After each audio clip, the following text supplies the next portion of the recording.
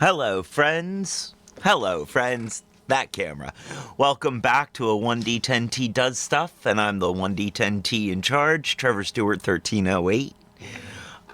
We will be starting work on Fearing the Black Body today by Sabrina Strings.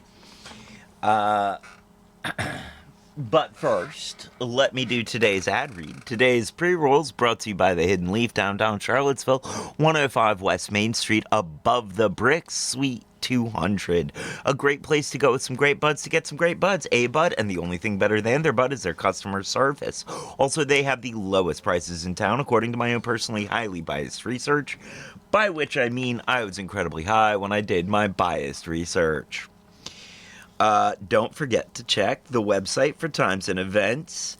The website is thehiddenleaf.cville.com. That's thehiddenleaf, CVILLE, all one word, .com. Where you can find events such as Frosty Fridays, which is one of the places where you can find our other two sponsors, Firehouse, where there's smoke, there's Firehouse, and Kush Gang Snacks, purveyors of fine edibles and drinkables. Kush Gang Snacks is findable on Instagram at KGSnacks434. And Firehouse, I think, is findable at Firehouse, I believe. A note of a disclaimer. Today's show is about some pretty heavy topics, including race and fat phobia. And I'm sure I will be expressing some opinions throughout the show. Those opinions belong to myself, the channel, and possibly the parent company, but not to any of our advertisers, including Firehouse, Kush Gang, and Hidden Leaf. All right, now that all that's out of the way, let me light up and we'll get into it.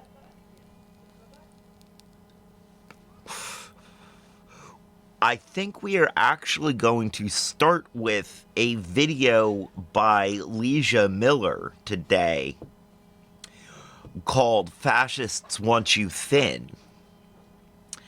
And it is some good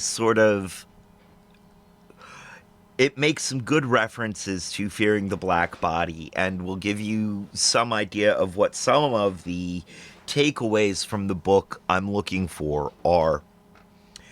I'm going to try and get through this video quickly, and we are going to try and watch the whole thing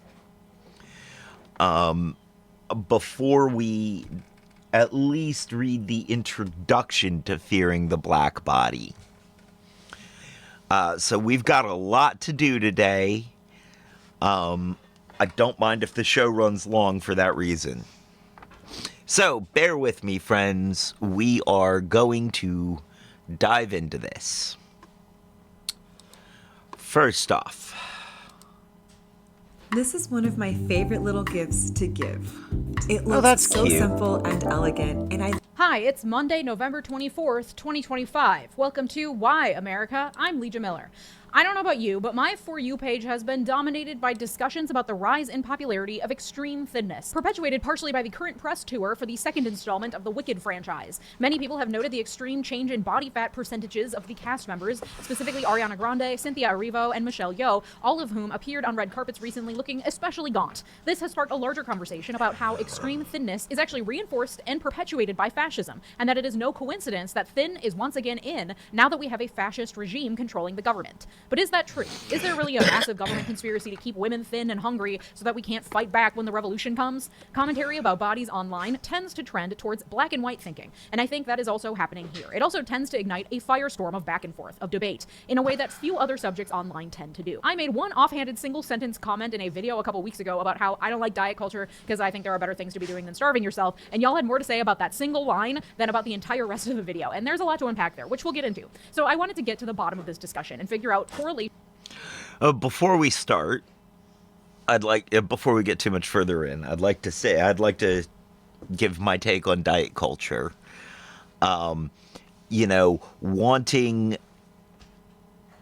Wanting thinness, wanting to be healthy, that's all well and good. I understand that.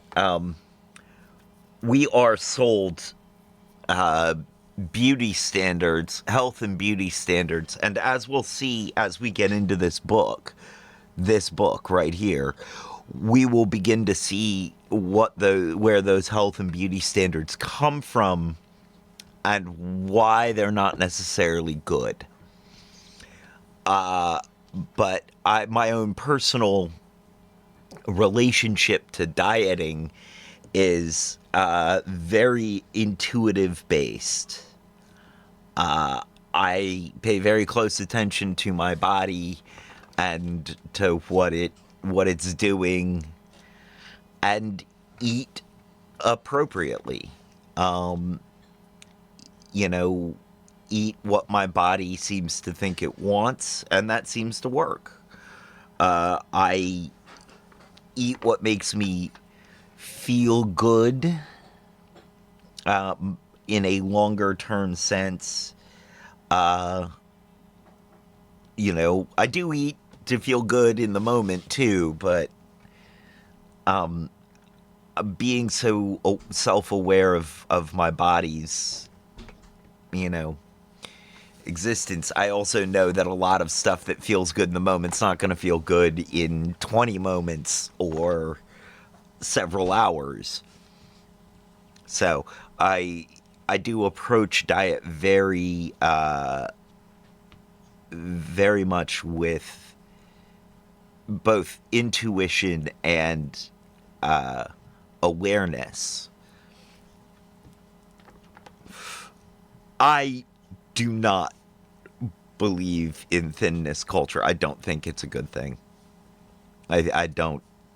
I'm not, again, I'm not going to knock anybody for wanting to do whatever they want to do with their body, but as we're going to see in this video, there is pressure put on people through that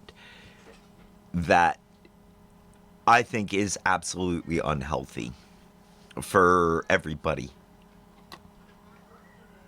Versus causation, cause and effect. Are we all getting more obsessed with thinness because of the fascist takeover in the White House? This headline from CNN caught my eye. Cynthia Erivo shields Ariana Grande from barrier jumping fan.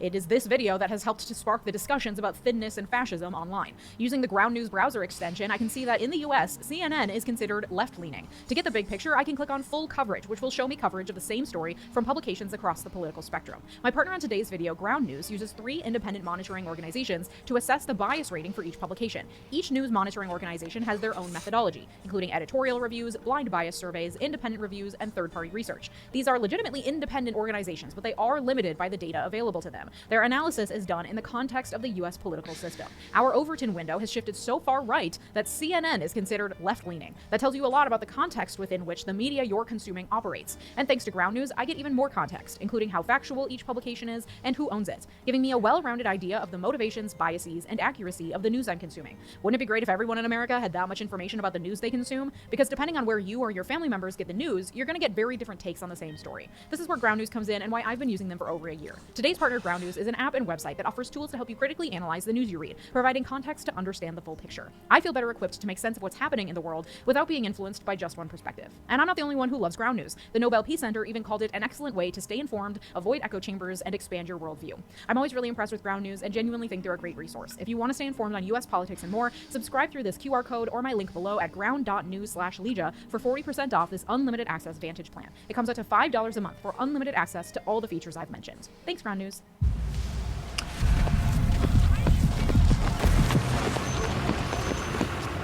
First, let me take a step back to quickly define fascism, because it is a term that has been thrown around a lot lately, I think for good reason, but people tend to dismiss it as just an epithet that doesn't mean anything anymore because we use it as a label for everything. And I think this is really important too, right here, this moment. Because we really do toss around fascist pretty freely. We seem to call, you know. On the other hand, I think it's important to understand exactly why we're doing that right now. The reality is that fascism is hard to define. It doesn't fit into a box like other isms tend to do, and it is entirely dependent on the state in which it arises. Robert Paxton's book, The Anatomy of Fascism, helps to give us a kind of definition. Under Paxton's interpretation, fascism is a mass anti-liberal, anti-communist movement, radical in its willingness to employ force, where nationhood and membership in a dominant class is put above all else, and where national unity and distinction from a class of deplorable others is reinforced by the state. And by anti-liberal, he didn't mean liberals like we use the term in modern United States, like liberals versus conservatives. He meant the term like liberalism to mean liberal economics, the idea of unrestricted free trade, a la neoliberalism, or what some might call globalism today. So an anti-liberal, anti-communist, pro-nationalist movement that revolves around membership to a prescribed group, and anyone outside that group is seen as a threat, as others in need of elimination in one way or another. The unique thing about fascism is that it matters where it develops, because 1930s Germany was far more susceptible to the argument in favor of putting the nation above the individual, whereas 2020's United States, fascism is wielded by appealing to the rugged individualism that is so ingrained in U.S. culture. But the pieces are all there. There's the tariffs to reinforce protectionism and bring back manufacturing and fight against globalization. There's the radical willingness to use force exhibited on January 6th, 2021, and perpetuated in our streets every day now by a growing Gestapo made up of untrained, militarized, masked men who kidnap people off the streets as our government cheers. And those people being Taking a moment to remind people in the Charlottesville area that there are icy conditions at the Sleep Inn on 5th Street. Be careful, do not slip. Be aware that those icy conditions may spread to the University Corner and to downtown. Don't engage violently. Be loud, draw a crowd. And be aware. If you see anybody who is slipping and falling, again, don't engage violently. Be loud, draw a crowd. And don't forget to, if you're driving past the Sleep Inn on 5th Street, honk so that people are aware that icy conditions exist, for the safety of everyone.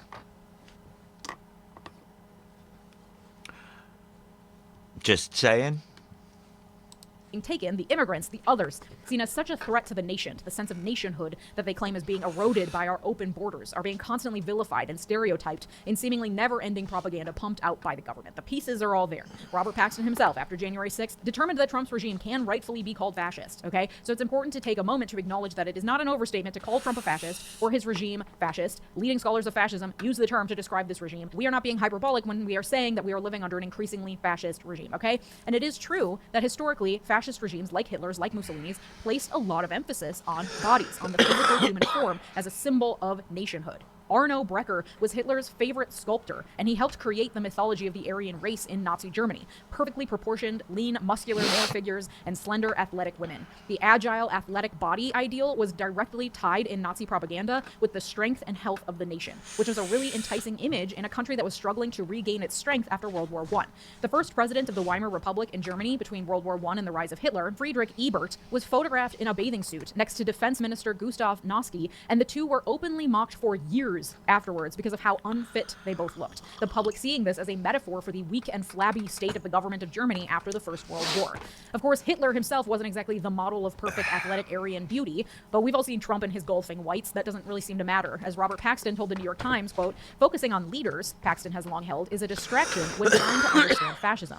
What you ought to be studying is the milieu out of which they grew, Paxton said. For fascism to take root, there needs to be an opening in the political system, which is the loss of traction by the traditional parties. He said, there needs to be a real breakdown. Fascist movements succeed, Paxton wrote, in environments in which liberal democracy stood accused of producing divisions and decline. And that was true in post-World War I Germany, and it sure as hell is true today in the United States, where income inequality is at an all-time high, and people are going bankrupt just trying to pay for housing, food, education, childcare, and medical bills, the basics to keep themselves alive.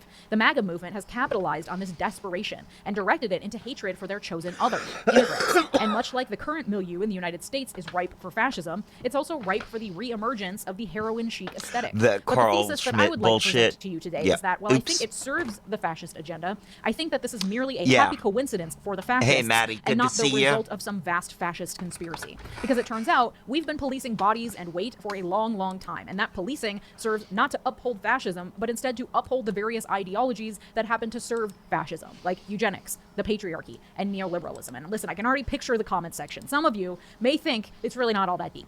For anyone who gets overwhelmed by sound, Loop earplugs are up to 25% off. This isn't, but only this we're week. too liberal With and Loop earplugs, open-minded? you don't block sound No. completely. You just In fact, I went No. This is not we're too liberal and open-minded. This is very much this is very much well, it's in the title. The fascists want you thin, but yeah. It's that the right wing pushed their beliefs and try to schism groups to splinter apart and fight. Some of it.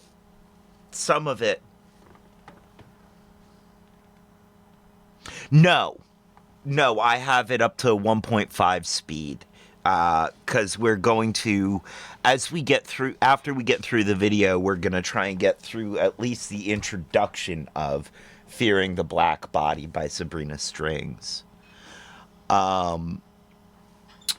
This is more about, what she's going to be talking about is more about how the health and beauty standards of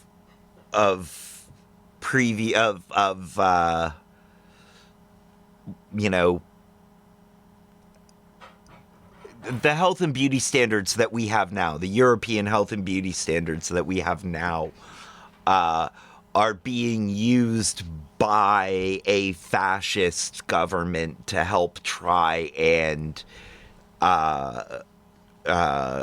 elevate itself. Fearing the Black Body is, as it says in the subtitle, the racial origins of fat phobia, which is, it will give us a background on where these European beauty standards came from. It will give us, it'll give us more than that. It's just, I haven't read it in several years. And I think that's part of why we're going back over it. But she's going to touch on this book in a good portion of this video. Leisha Miller is a... I don't know where she is specifically. I think she's in the Northwest. Or Northern Midwest. Although she might be in California for all I know. She is a lawyer. And she's pretty far on the left. Her big gripe, one of her big, one of her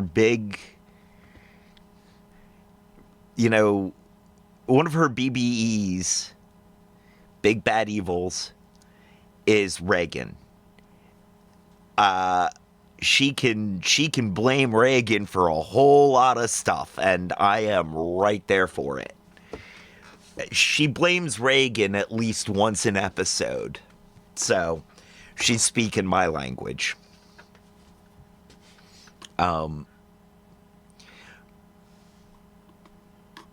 So that should give you some background on her and what we're looking for here. Unwillingly into the bowels of Reddit to understand some of this health-based body policing ideology. And I found myself in a subreddit called Fat Logic, which as far as I can tell is a community of 35,000 weekly visitors who see themselves as healthy or aspiring to be healthy and promoting health and feel that they are diametrically opposed to what they call FAs or fat activists who are engaged in, quote, lengthy diatribes about how everything is society's fault. According to the page's About section, quote, falling victim to fat logic means accepting misinformation that will harm efforts to keep your body at Last week, I said something about, of course, people have poor health. Reddit should not be used in this kind of discourse. Yeah. I said something about, of course, people are in poor health. You know, they have no good options. It's like you can try to choose to be healthy, but if all you can get your hands on to eat is super processed, highly bad for you food, it doesn't matter how much you want to be healthy, you're not gonna be healthy. You know,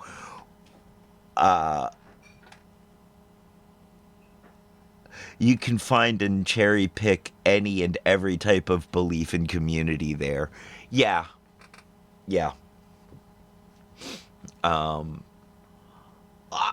I find that Reddit in general is a place that I just don't want to be.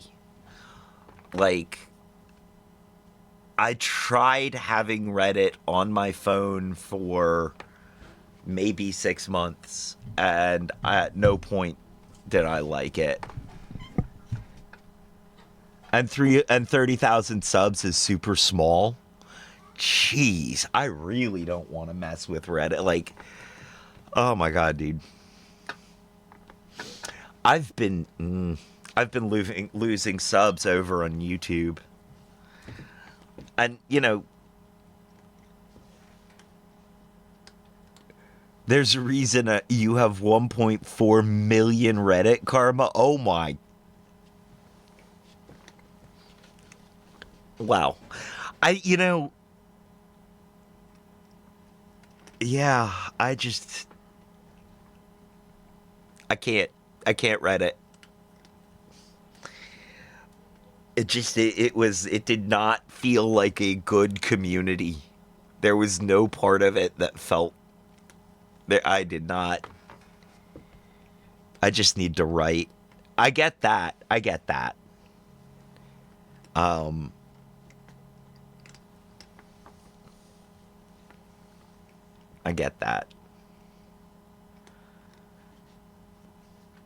All right. We do need to keep going to get through this. At a healthy weight or lose weight if you need to do so. There is so much to unpack about this, but I noted some common objections that these health warriors had to so-called fat activists, equating thinness with fascism, because I have seen these same ideas swirling all over the place online, including in my own comment section. Those objections include that it's not that deep. Not everything has to be political. Though I feel like if you're watching my content, you probably already understand that nothing happens in a vacuum and everything is political if you just take a second to rub two brain cells together and think about it. That's not to say that everything is a conspiracy, but everything exists within society, and the way that we think and feel about ourselves and our bodies is absolutely influenced by the society we exist in. To pretend otherwise is willfully ignorant. Okay? And then a lot of the other arguments that they had against the idea that thinness serves fascism, I think stems from this idea, which again I've seen all over the internet, that there is a very strict binary here. Anyone who isn't preaching the gospel of maintaining a healthy weight is instead advocating for everyone to be so immobilized by their obesity that they can hardly get off the couch, which is also, I think, a willfully ignorant interpretation of the body positivity movement. Is there problematic behavior within the online body positivity movement as well? You bet your ass there is. But from my experience, consuming that content for literally a decade at this point, whether I wanted to or not, the general idea that is most often touted by people in the body positive community is that a person can be healthy while not fitting the stereotypical ideals of what a healthy body should look like. That the BMI scale doesn't actually dictate a person's lived experience in their own body, because some people can feel fine and have perfectly healthy test results and exist and function normally and still be considered obese on the BMI scale. That thin people who do fit the body ideal could be incredibly ill. That judging a person's worth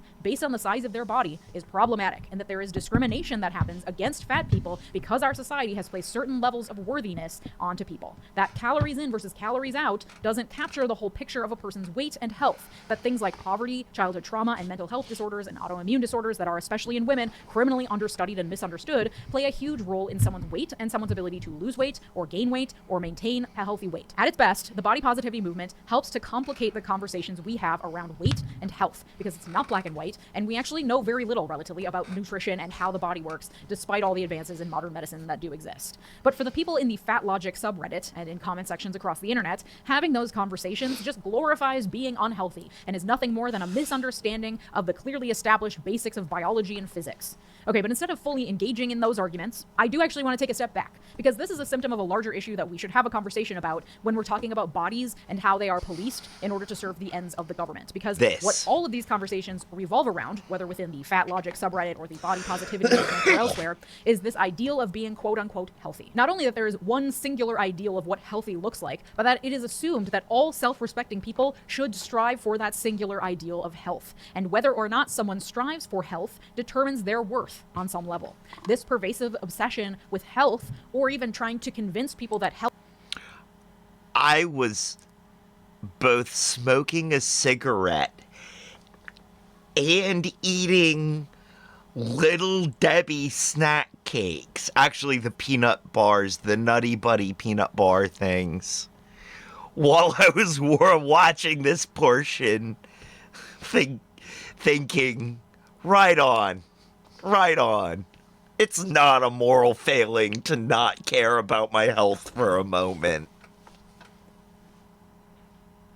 Health can exist at every size kind of turns us into the proverbial fish that is so surrounded by water they don't even realize they're swimming in it. In trying to convince people that fat people can still be healthy, we're taking for granted what health is, and that it should be the ultimate end goal for everyone. That someone's failure to at least attempt to be healthy is a deep moral failing. Once we step back and identify that assumption, now we can start having conversations around the politics of bodies. Instead of infighting in the comment section over whether or not Ariana Grande is healthy, let's discuss why we have placed so much moral emphasis on health to begin with, because that is its own social construct that has been orchestrated and promoted by individuals and governments for centuries. I'm, of course, not the first person to ever make this point. There's a great book called Fearing the Black Body, The Racial Origins of Fat Phobia by Dr. Sabrina Strings. So if I haven't convinced you that it is, in fact, that deep, please consider giving that book a read. It's really revelatory, because when we start examining how notions of health and what is the correct body to have shifted and changed throughout history, that's when we start to see how these notions perhaps are not orchestrated by fascism, but are certainly convenient for fascism to thrive. If we go back to the Renaissance, which was the 1300s through the 1600s, the aesthetic of the Rubenesque woman was the European beauty standard. These women were stately, to say the least, often somewhat muscular thanks to the influence of Greek art on the Renaissance, but also full-figured. Some might say, God forbid, fat.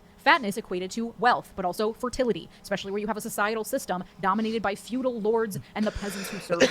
Then came the transatlantic slave trade, the growth of the sugarcane trade that allowed for imports of larger and larger amounts of sugar into Europe, making it a lot more affordable and accessible to the everyday commoner. It was the increase in sugar consumption that helped precipitate a growing awareness of fatness and body mass, because, oh no, now the poors are getting fat. But it was the othering of enslaved Africans that helped precipitate the fear and dread of having a higher body fat percentage. The European fascination with the wild, uncivilized black body is best exemplified in the story of the South African woman named Sarah Baartman. We will dig deeper into the mechanisms and the whys of that in Fearing the Black Body as we read that. She does a really good job of giving the real high points, the takeaways here. Who was put on display as a kind of freak show in the early 1800s. People from all across Europe would come to gawk at her because she was allegedly double-cheeked up, and the Europeans saw it as a sort of living natural history museum. Not a human, but simply a freakish example of the exoticism of the African continent. She died at the age of 26 in 1815, and afterwards her remains, including her brain, genitalia, skeleton, and a body cast, were put on display in various museums. Her skeleton and body cast were displayed facing away from the viewer to emphasize continued interest in her exotic proportions, and remained on display until the mid-1970s. 1970s. Her remains were eventually repatriated to her homeland in South Africa and officially buried in August 2002. Like, history is not that distant from us, you know? The point is that it was around this time, the late 1700s, early 1800s, and beyond, when the transatlantic slave trade was at its peak, when Europeans were being indoctrinated with the savagery of the Africans, that body policing away from full-figured women and towards a thin ideal began to first take shape. Victorians were real weird about labeling and categorizing everything, and a lot of pseudoscience sprung up to attempt to reinforce the differences between Europeans and Africans, to try to create categories of people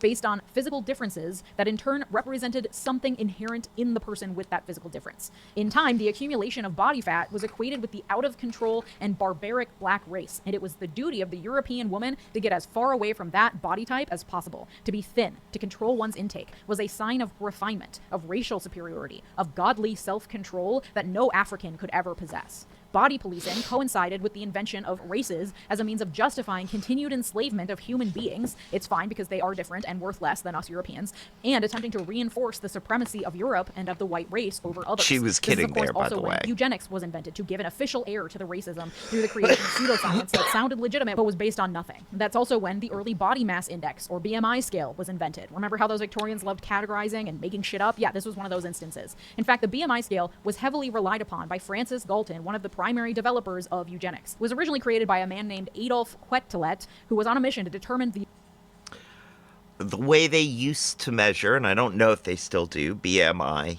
had to do with your waist or belly size as compared to your wrist size.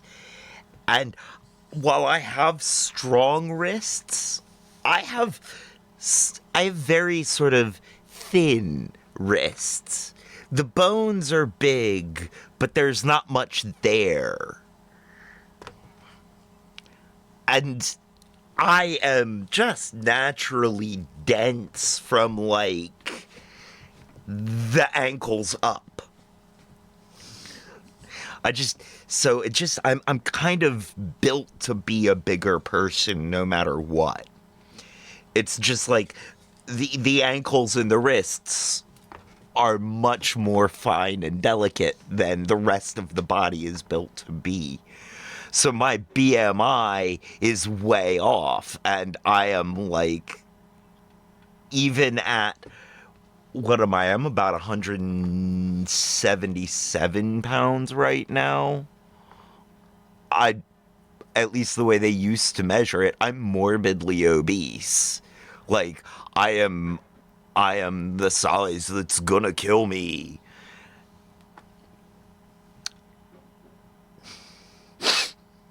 Meantime, if I drop down to the actual weight that they think I should be, I can suck my stomach in and you can see my spine. I've been that size once in my life for, I would say, probably 3-4 years total. It was probably healthy in some ways, but it was not healthy. I was not a healthy size. I would have an itch on the inside of my rib cage, and I'd be able to reach up into my rib cage and scratch it. Like, I could reach. It was frightening. So I don't hold much faith in the BMI. I think it's pretty wrong in general. It just does not capture any sort of reality about anybody's body. the social ideal of the average man. His index was never meant to be used as a medical test, but instead was simply a measure of the ideal, average, normal distribution of weights of men in 1835, and not even men generally. His data was taken from Scottish Highland soldiers and French soldiers, all male. It was, as is still the case for most medical studies, a metric designed for European men. The term BMI was coined by Ansel Keys in 1972 in a paper in which Keys also noted that the BMI was not fully satisfactory, but was, quote, as good as any other relative weight index as an indicator of relative obesity. Not of health, of relative obesity. He also noted that the BMI scale was a useful tool for population studies, but not appropriate to be used for individual evaluations. So for studying population trends and data, BMI numbers may prove useful, but for evaluating the health of an individual, it is not a particularly useful tool. But because it's so simple and has been repeatedly published since it was originally created, it's been adopted as a tool to judge individuals based on their weight as compared to the average Scottish or French soldier in 1835. Okay, but that's kind of an aside. The point is that the popular notion that thin is preferable has origins in the transatlantic slave trade, fear of being associated with blackness, and religious ideals of piety and self-control, also as a means of differentiating and distancing oneself from blackness and poverty. In a piece for Afropunk, Leslie Vargas writes, over time, thinness has transcended race, becoming a symbol of wealth and privilege across communities. For black women, thinness now operates as a form of social capital, a means to navigate a world that polices black bodies with even greater scrutiny. In spaces where thinness is equated with success, health, and desirability, black women are pressured to conform to these standards, further erasing the rich diversity of body types within black communities. And thinness definitely plays a role, but I would argue that it's actually health that has become the status symbol, the commodity of the rich. Women can be trailer trash and also skinny, for example, but it is health that is put on this pedestal because it is so unattainable for the average person who has high cortisol from the stress of working and trying to pay for rent and healthcare and everything else that's expensive but necessary for living. Someone who doesn't have time to go to the gym or meal prep or have the energy to eat 3 balanced, high-protein, high-fiber meals every day. The moneyed class with leisure is the only class capable of truly attaining health at the level that society has deemed is correct. This is not a product of fascism or being caused by the rise of fascism. This has been an issue since before Trump got elected. Heroin chic existed in the 90s under a Democratic president. Our boomer parents are almond moms with fucked up relationships with food and their bodies because beauty standards in the 50s and 60s were so specific that weighing 10 to 15 pounds more or less than you should would lead to ridicule and public shaming. That our fascist overlords can get away with more because we're all starving ourselves into oblivion is merely a happy coincidence of years of conditioning us to police each other over health. That RFK Jr. was able to capitalize on years of crunchy granola liberals falling down the Maha pipeline into anti-vax land, where health has been twisted and contorted to fit an anti-science worldview, one that is based partially on well-founded fears that our world is full of contaminants from major corporations that don't care about our health, and partially on conspiracy theories and pseudoscience.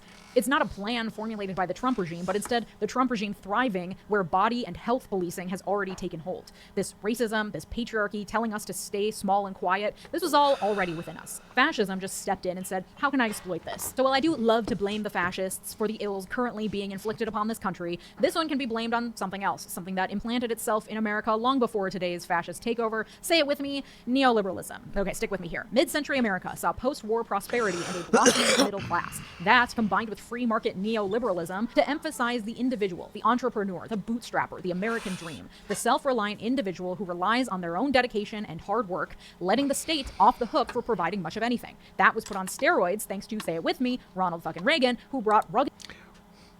See? She got him. She got him in there somewhere. Regular viewers of this channel will know that we are not into the neoliberalism thing. And there's a difference between liberal, neoliberal, progressive, leftist, and then there are Vadarian leftists like myself. Remember, a vote for Trevor Stewart 1308 in 2028 is a vote for the dictator you deserve. It's amazing how neoliberalism keeps getting trashed, but not neoconservatism. Oh, neoconservatism is getting trashed too. I don't trash it No, I do. Because I do draw a differentiation between the conservatism, the political conservatism that we have now. Oh, you hardly ever hear called out in different streamers. Yeah, it's almost it gets lumped in with other types of conservatism. Where you hear the differentiation most is social conservative, fiscal conservative. Those are the differentiations that you hear. And social conservative is neoconservatism. And financial conservatism is Reaganite conservatism. There's a pre-Reagan fiscal conservatism that wasn't as damaging. It was really just a check on the national sort of budget limitations. And I feel like that has its place in a properly operating system. You know, while I am a fiscal liberal, I do believe large amounts of governmental spending is a good thing. I do think it's important to have somebody checking that. Somebody going, you really sure? You sure we need to spend all this money on all this stuff? I mean, not necessarily trying to maintain a social status quo or socioeconomic status quo the way neoconservatism, Reaganite conservatism, and then neoconservatism have been doing. You know, there is a difference.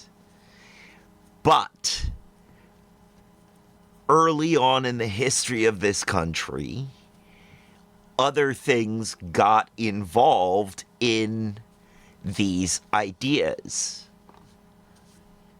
Now, I do not know enough history to speak with any reliability on this. So, I'm not gonna. At some point, we may dive into that sort of stuff on a different show, because that's not exactly what this show is about. But let's get back to this. Did cowboy individualism to the White House and sold America on the lie of trickle-down economics, deregulating industries from sea to shining sea, leading to the monopolistic, deregulated hellscape that has catapulted the wealth of the 1% into the stratosphere while leaving the rest of us with stagnant wages, a predatory health insurance industry, and a depleted housing market. Thanks to that deregulation and the rampant capitalism of the last century, we are now sicker than we've ever been, and we can't trust businesses or our government to do anything about it. But thanks to that rugged individualism, it's actually all our fault as individuals if we can't muscle through, literally, the impossible societal odds and just be healthy. Much like MAGA today and Reagan last century taught us to fear the welfare queens and the immigrants mooching off the system, anyone who is unhealthy because of anything that might be attributable to lifestyle choices is simply mooching off the system because of their own ignorance, stupidity, and laziness. And listen, let me acknowledge, there is definitely personal agency when it comes to your individual health. I'm not saying people are just the hopeless, hapless results of their environment and they should just lay down and accept the nihilism of their situation. Moving your body more and I'm never saying be a victim of your nihilism, by the way. I am saying that for sections of the population, they are kind of victims of their environment and they don't have a lot of choice. There's not a lot of, and I'm not gonna resort to bootstrap politics saying, You know, even if you live in a tiny room, get up and walk around the room. There's always room to move. I'm not gonna. Nah, that's not helpful. You know, I'm hopeful. I'm always hopeful, so I always believe that taking some agency and doing something is good. But I think that our environments play a very large role in the choices we're given about being healthy. Eating vegetables is a conscious choice that some people can make, but it is the oversimplification of being healthy. It is ableist as fuck to decide that everyone can just choose health, and the self-righteousness with which healthy people speak about unhealthy people, the moral judgment placed on people who are unhealthy, and assuming that body weight is the best test of someone's worthiness for empathy. And she that shit makes is all the toxic, points and that it I just mirrors made, the by the thinking way. and worldview of She's fascists. It helps to normalize seeing certain people as more worthy than others, as worth more than others. And that is the central tenet of fascism. That is what leads to people getting kidnapped off the streets into unmarked vans because they speak Spanish or maybe don't have their documents in order, which is not a criminal offense, by the way. But we are able to look the other way because we are more worthy. We were born here. We aren't criminals. We're more human than they are. And the capitalists and the billionaires and major corporate shareholders benefit no matter what, no matter who's in office, because this creates impossible standards that we are all chasing, that we are willing to spend hundreds and thousands of dollars to attempt to attain. And all they have to do is tap into that desire and promise us a cure. So that when Ozempic, the miracle weight loss drug, comes onto the market, promising to fix all our ailments, produce the thinness we so deeply desire so that we can finally prove our worth, well, the perfect storm is already there, and the drug manufacturers are simply cashing in. And it is us, online, in the comment sections, in our communities, doing the policing work that benefits the fascists and the capitalists by commenting endlessly on whether or not people are living up to the healthy ideals that they are morally supposed to live up to, including Ariana Grande and Cynthia Erivo and Michelle Yeoh, who have gone too far, and I'm not sure they're healthy, and therefore they are worthy of criticism, which lets everyone in society watching the conversation unfold know, puts them on notice, that if they too step out of line of the ideals of health in either direction, this mob of criticism will come for them too. All this does is help the capitalists accumulate more wealth. Oops, so sorry. Every video lately has turned into a Marxist criticism, but yeah, here we are. Your obsession with policing the health of everyone around you only reinforces the narrative that individuals are solely to blame if they fall outside the confines of what you think is healthy. And in fact, what you think is healthy has been dictated mostly by centuries of men just making shit up, usually influenced by the patriarchy or racism or both. And therefore, it is up to individuals to force themselves to conform to these body standards. And if they can't manage to do that, then they are... I missed that the first time through, but just men making stuff up, which is so true. It is so true. So, like, yeah, health and beauty standards are really, really arbitrary. They're just made up by some guy, some white guy at that, back when philosophy and medicine were the same thing. Like, I'm just saying, like, it really made up ideas. It's just...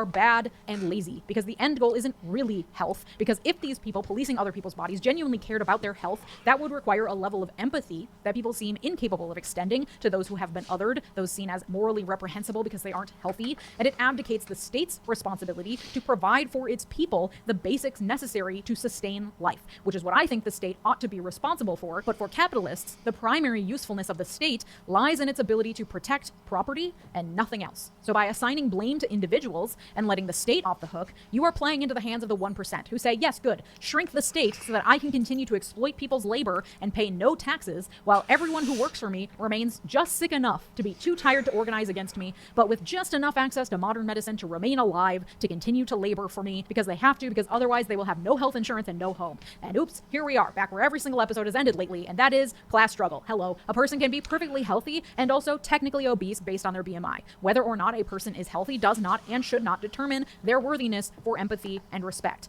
You can be the epitome of health and die of a heart attack tomorrow. You can struggle to maintain your health through no fault of your own. There are so many huge industries that depend on keeping us unhealthy in order to make their money that the odds are frankly stacked against us. You actually can't tell a person's health by just looking at them. That's literally why we have doctors and scanners and blood tests and urine tests and DEXA scans and all the other shit we rely on, so that doctors can try to see what's actually happening in our bodies, because turns out it's really complex. And while we all fight each other over whether or not we're healthy enough to deserve empathy or food stamps, meanwhile, Elon Musk has made $10 million in the time it's taken you to watch this video. You may think it's not that deep, but it so fucking is, okay? So what do we do about this? This $49 portable heater is disrupting the entire heating industry, and big brands are trying their hardest to make I would challenge you to decenter capitalism from your life as much as possible. That's kind of a major fix for a lot of the ills of society. Can you borrow the thing instead of buying it? Can you make do with what you already have? Do you actually need the thing to begin with? When it comes to your body and the impossible standards being set around what is and is not the perfect health that you're supposed to be, that is being capitalized on by various industries to try to sell you shit. Whether it's protein powders or greens powders or at-home workout equipment or protein bars or special weight loss programs or weight loss drugs or an at-home infrared sauna from Costco. Like, we are inundated with shit all fucking day because it's our responsibility to make ourselves healthy. And if we don't, then we're bad people. So Wait. Did she say infrared sauna? Is that a thing?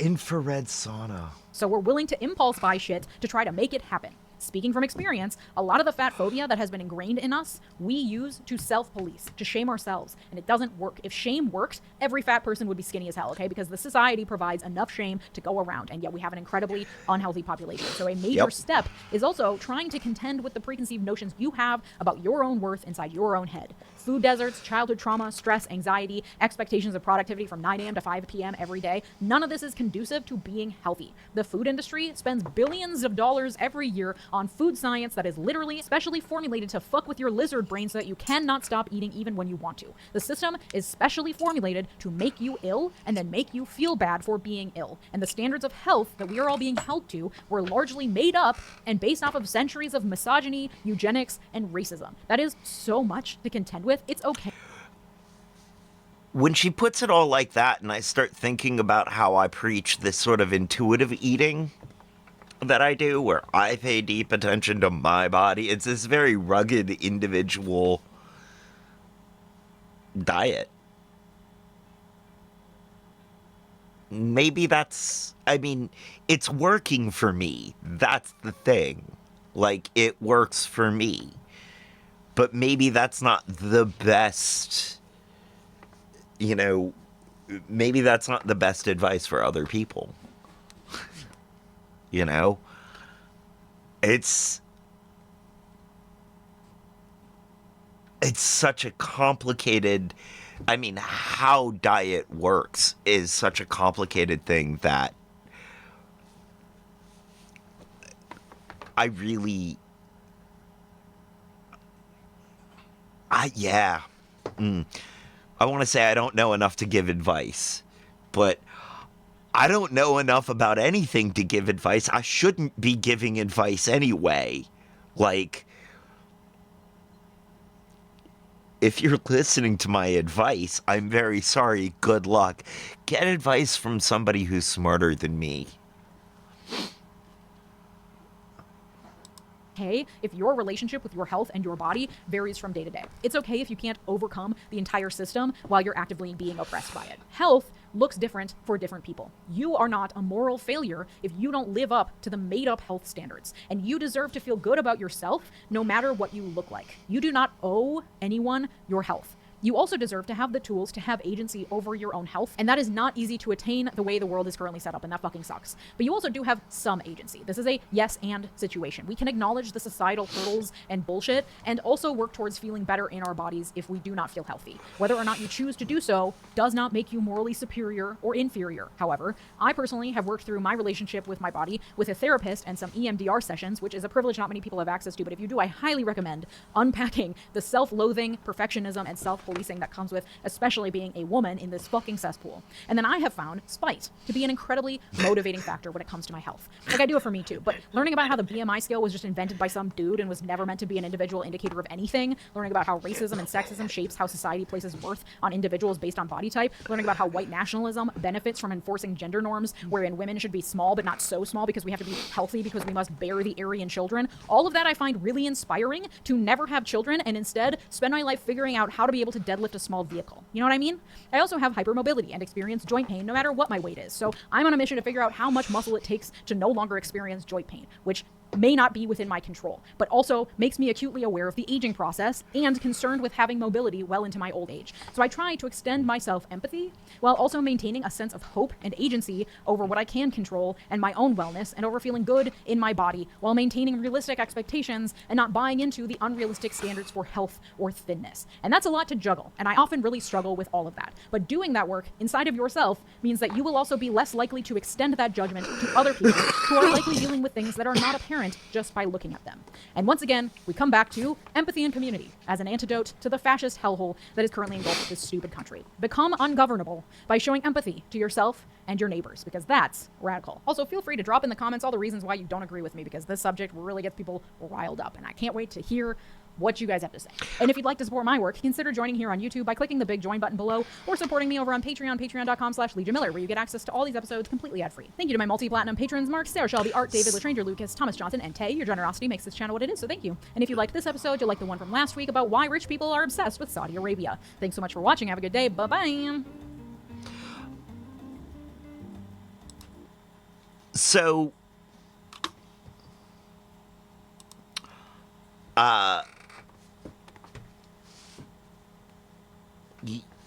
yeah, that gives us some sort of quick framework, as well as other surrounding stuff,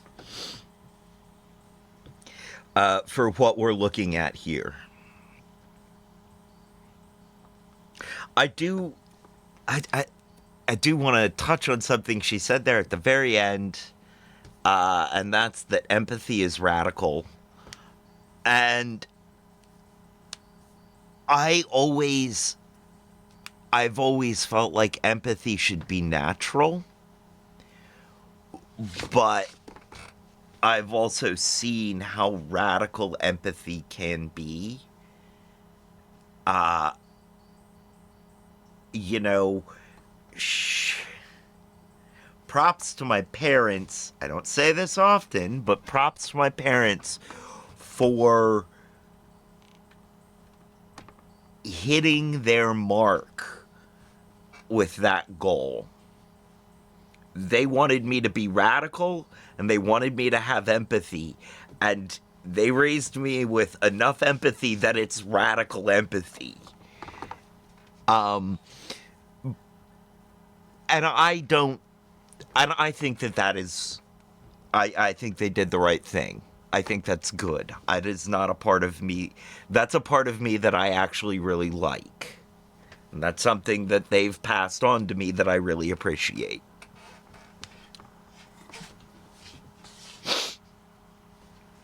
So, all of that being said, let's move back into the realm of what this is actually all about. And that is racism and othering of the black body. And as we dive in, we are going to, well, in the next few minutes, we're going to figure out what we're going to do. Did something just happen? Hold on, let me check something there. Oh. Why is this look so interesting? Thank you, Son Rylex. I like to think that the look is interesting because I'm interesting. But welcome in, by the way. Thank you for being here. Yeah, I have a very bizarre and eclectic set of tastes. Sure, I'm sticking. Thank you.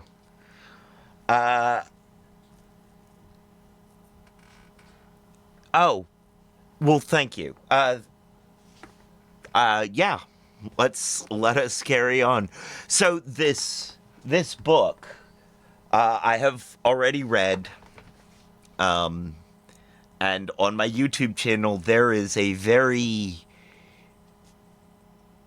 mid book report about it. When I did that, I realized I am not qualified to be a video essayist or really an essayist. I do not have the skill set to do this. Which is why we, after that, started going over the books together. Why I just started reading them on stream and discussing them. I'm gonna try and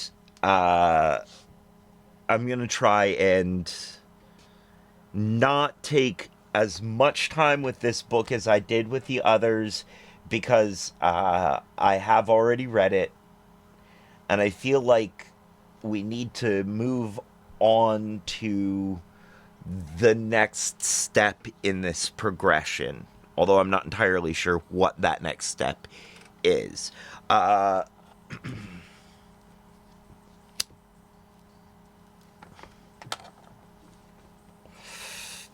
You guys are watching me, as the title of the stream says, Idiot Does Stuff.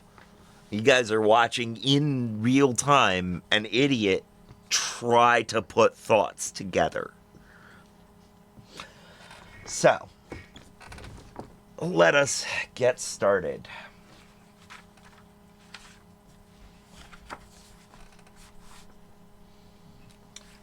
Fearing the Black Body, The Racial Origins of Fat Phobia by Sabrina Strings, New York University. It's going to be one of those days. New York University Press, New York. This was published in 2019. For my granddaughter, Alma Jean Green.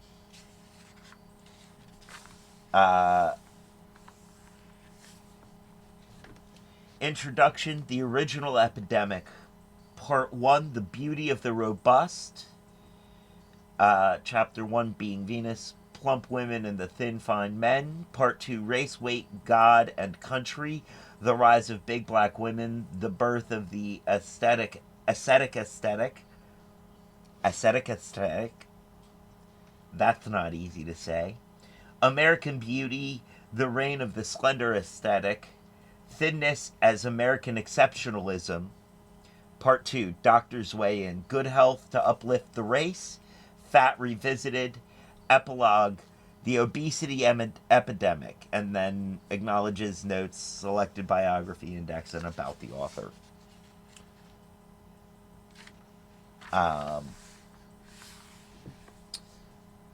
Introduction, The Original Epidemic. Actually starving, a prominent New York man dies in sight of food. Why could this be so? This dramatic, if slightly awkward, headline appeared in February 16th, in the February 16, 1894, dyslexia, edition of the New York Times, atop an article that began, "Thousands of men and women in New York are starving, although they have plenty of money to buy the best food." The unnamed author of the article went on to quote what was described as a prominent physician on the state of the American diet and physique. According to the doctor, the situation was dire. I say that they are starving to death, slowly but surely. he stated, adding that although many of those afflicted were members of the middle and upper classes, they themselves nevertheless looked emaciated and appeared to be consumptives. This article underscored the deep anxiety felt by many in the 19th century regarding the state of the American physique. Doctors, in particular, agonized over what they described as pale, thin, and puny forms that were apparently proliferating around the country. Several described the horror that narrow chests and lank limbs and flabby muscles and tottering steps that meet us at every corner. Thinness, it seemed, was nothing short of an epidemic.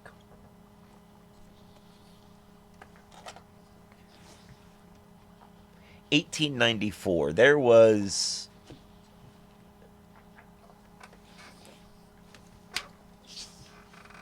thank you. The dog was making uncomfortable noises behind me. There was an opium. There was opium in the States in 1894. There was an opium trade in the States in 1894, I'm pretty sure. Opium, laudanum, heroin, and the like. I believe that was that. Although I don't know if that was leading to the heroin chic at the time. And I should probably hold off drawing lines until those lines are stated.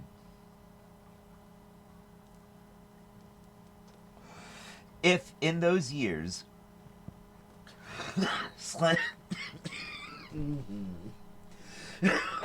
pardon me.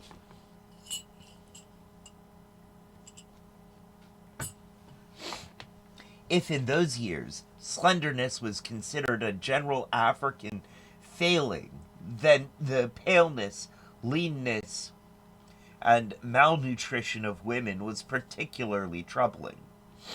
Prompted by the fragile state of their bodies, esteemed doctors wrote disquieting manifestos on the question of their frailty. Oh, that's not African, that says American. If in those years the slenderness was considered a general American failing, the paleness, leanness, and malnutrition of women was particularly troubling, prompted the fragile state of their bodies, esteemed doctor. Okay. Dyslexia, friends. Dyslexia.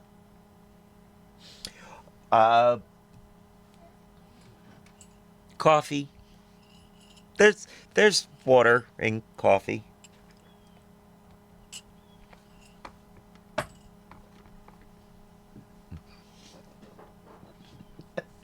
After all of that about choosing, health choices being not being amoral, not a moral failing, and I choose coffee. The writings of the prolific, well-regarded New England Dr. William Alcott, a distant relative of the novelist Louisa May Alcott, were typical. In his 1855 treatise, The Young Women's Book of Health, Alcott lamented the reality that our children, females among the rest, are trained by a community which is thus destitute of a true appetite. He warned Americans to take heed of what he described as the whole generation of women, trained as a whole to tenderness, delicacy, nervousness, feebleness of muscle, and want of appetite. Being tall, slender, and delicate, he claimed, did not prepare a young woman for the vicissitudes of life. Vicissitudes is in itself, no, just cold black instant coffee. I drink coffee.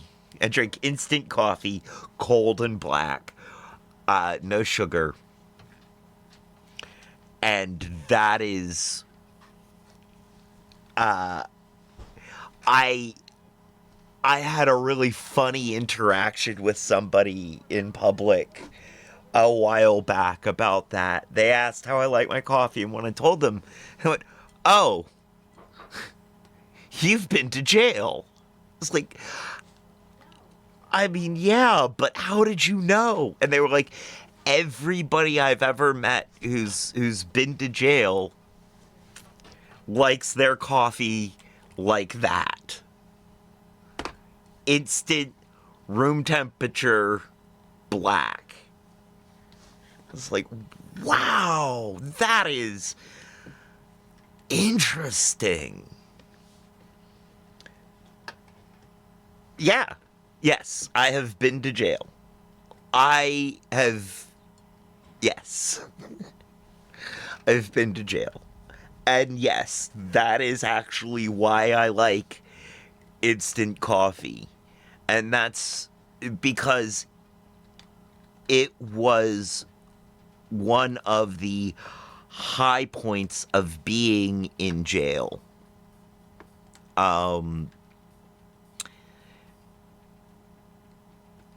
Yeah. Jail was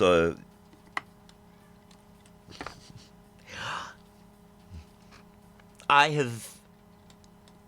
have been to jail for marijuana. For marijuana possession. I have been to jail twice in my life for marijuana possession.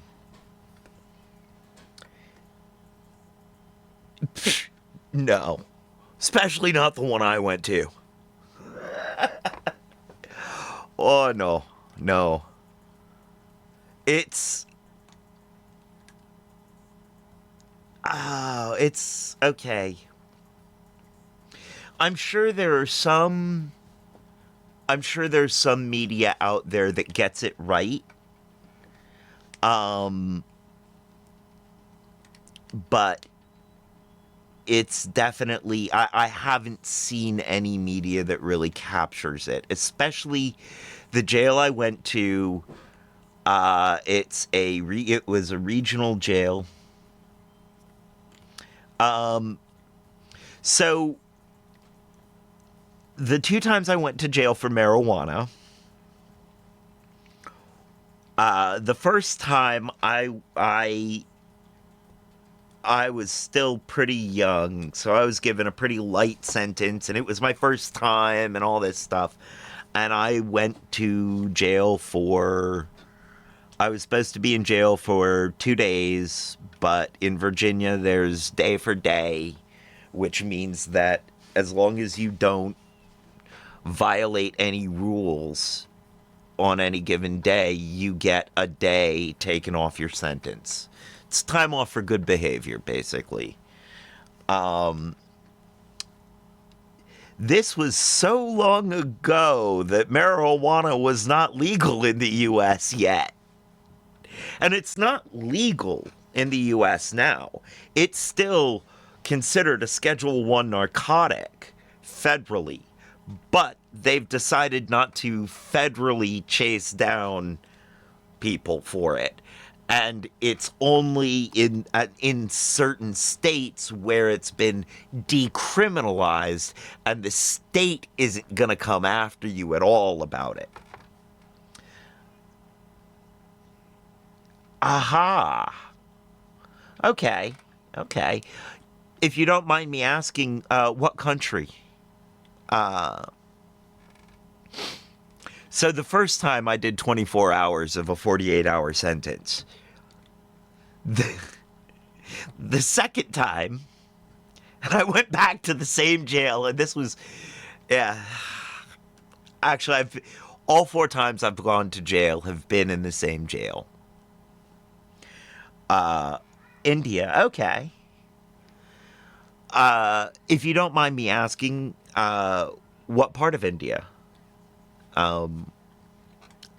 I don't know India that well. Okay, so they definitely, the last 2 times I went to jail, they recognized me because it was, I went, as I got out of jail on my way back, I was like, oh, hi, buddy.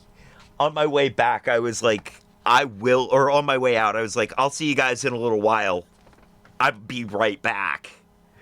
But I had a pending, I was in Pune, but I shifted to Delhi for a job. Nice. Okay. So, yeah, I only I only left for like 2 weeks because I had another pending charge that I was coming back for. I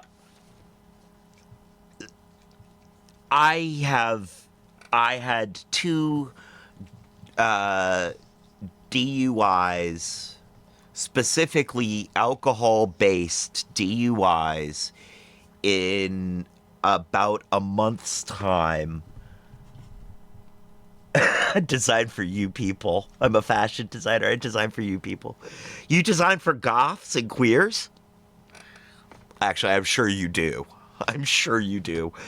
I got 2 DUIs in very quick succession. I apparently needed to learn this lesson twice.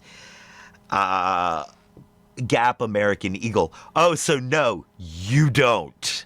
You do not design for me. You design for other you people. I do occasionally end up with clothes that are from the Gap, but it's usually secondhand. And it's usually very specific pieces. But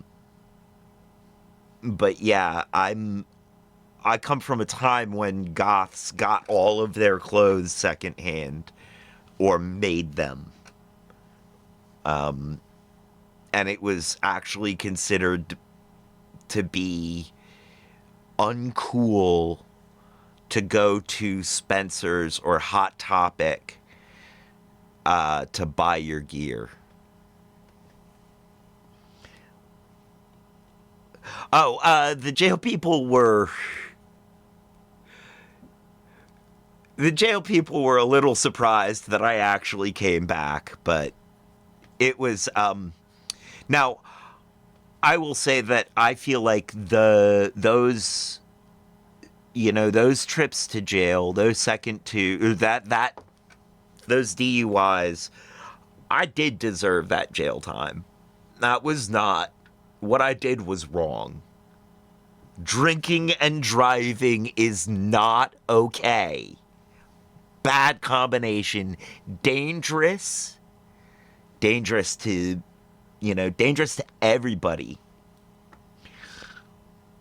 And I needed to learn that lesson the hard way. And it's not good that I did.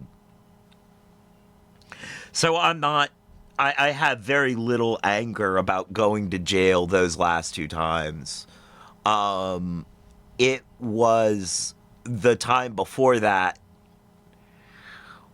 where Orange County, where Central Virginia Regional Jail got their 24 hours back, and I served 16 days of the 15 I was supposed to serve. Took an extra day. That's why I drink and walk. Did I make a... No. I do have a personal connection, had a personal connection with a couple of individual police officers throughout the years. But I no longer... Not even no longer. It wasn't close enough friendships that... but being on opposite sides of the line of the law, there was an ability to reach across and be friendly with certain police officers. That's why I drink and walk. Yeah. No perks. No. 2 tattoos. I got 2 tattoos from jail. So there's that. And I have a distinct no, not for free. Ain't nothing in jail for free. Nothing. Except for the toilet paper. Ain't nothing else for free. You ain't nothing for free. It was... Actually, though, I don't think there was much inflation between the two. 6 honey buns, and maybe there was. It might have been 8 honey buns the second time. But it was about 6 honey buns and the stuff needed to do the tattoo.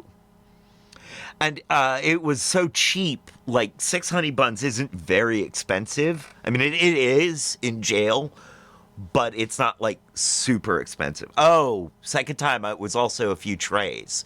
That's where I just give up my food to the guy, my meal to the guy. Jail there sounds like a normal school in India.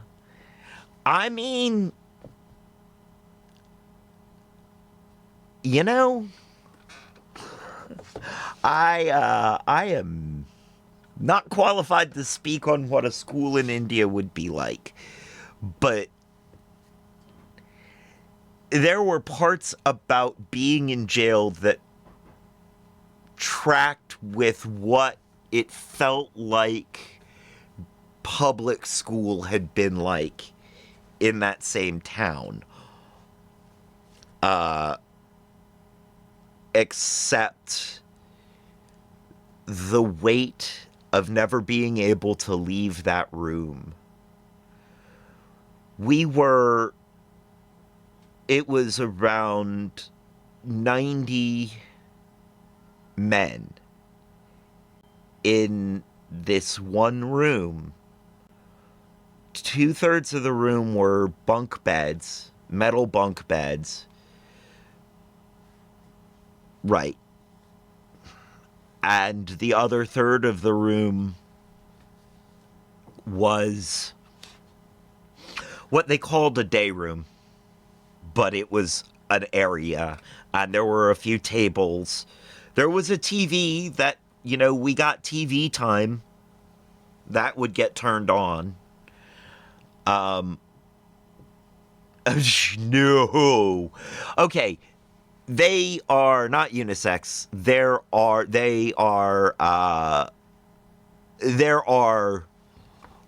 men's wings and women's wings. They are not, there is no crossover.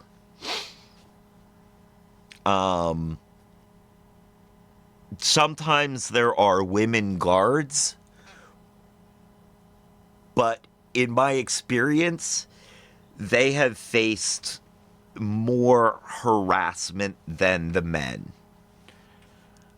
And occasionally they would walk, the women from the women's side would have to walk past the men's side, and a lot of the men would just slam up against that, those 2 little tiny windows that we had to look out into the hallway, and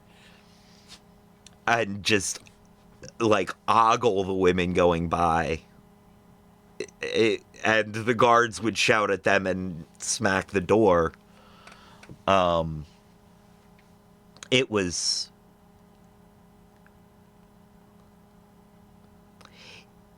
I didn't have as hard a time there as other people or as I probably should have. I won't say I thrive in that environment, but I'm capable of surviving in that environment just fine. And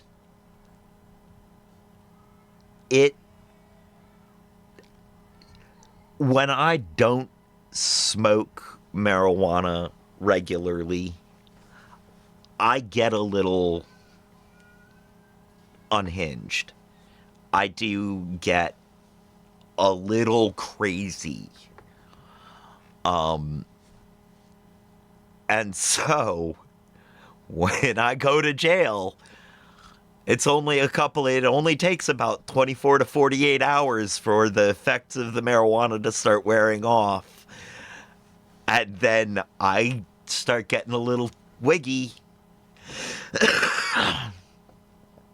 Oh, I do smoke cigarettes. I don't smoke cigarettes on... They intentionally make you walk around that alley so they learn something? No. Do I smoke cigarettes? I do smoke cigarettes. I don't smoke cigarettes on this channel, and I don't smoke cigarettes on YouTube. On my DJ channel, though, especially because VODs aren't on, I curse, I smoke. Do I smoke weed or cigarettes? I mean, yes, but of cigarettes, I'm up to or down to about 2/3 of a pack a day. I am smoking... I have no idea how much weed I'm smoking, but I can do the math if I have to. It's not so many cigarettes that, like, it would be bad if I didn't also have cystic fibrosis. If I didn't have a lung-based condition, like, it wouldn't be terrible.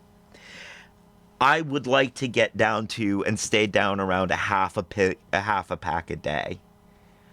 8 of the slim ones. That's really good. That's really good, actually. 8 a day, even of regular cigarettes, not bad. Of the slims, that's barely anything. I can almost suck down an entire one of those slims in like 3 drags.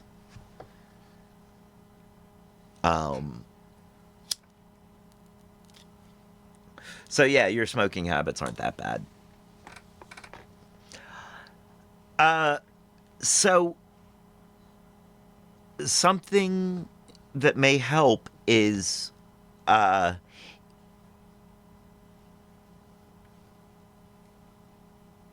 I was smoking just like we were talking about.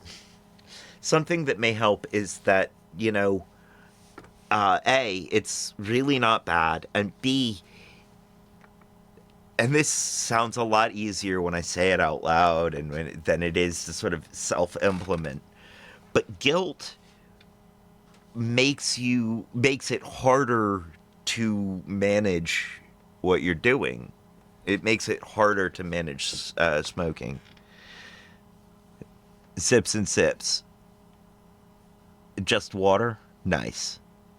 Nice. Guilt leads to a shame spiral. Feeling guilty about something, eating, smoking, you know, it leads to this shame spiral that will lead you back to doing whatever it is that makes you feel shame. Because that is, whatever it is a self-soothing method. You're doing it to soothe something. And so feeling shame about it makes you have something that you need to soothe, and you go and you do it, but you feel more shame, so you do it again, so you feel more shame, so you do it again. breaking out of that cycle,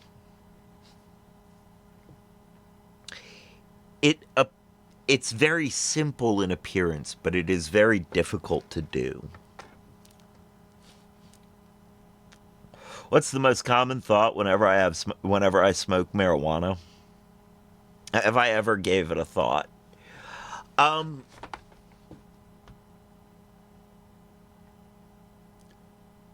When I start smoking marijuana, like at the beginning, my usual thought is, let me smoke this joint so I don't smoke a cigarette. That's usually where my head's at most of the time when I light a joint. Weed is a lot better on my lungs. It is not nearly as damaging as cigarettes. Do I feel intellectual or crave munchies? Not anymore. Not anymore. I don't really get high from smoking weed anymore. I have to do dabs. I have to smoke wax at this point to get high. And usually my thought when I'm doing a dab is of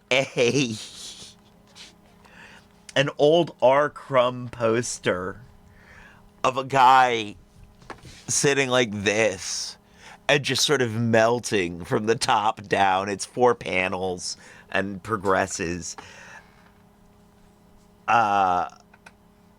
Yeah, okay, so like these are the concentrates that I sort of generally do. This is what they look like. And I have a... Can't see that. Oh, hey. See that, though. These are what they look like. I have a rig to do dabs. I don't do dabs at home very often. This is called a Puffco Pivot.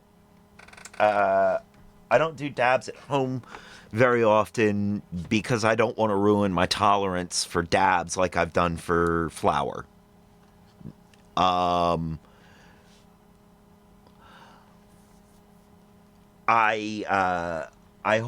This is okay. So this is rosin. This is banana orange pineapple, which is a strain, a weed strain. This is the way they get this is with heat and pressure. But I've smoked so much flour for so long. Don't forget the hidden leaf. Pre-rolls provided by.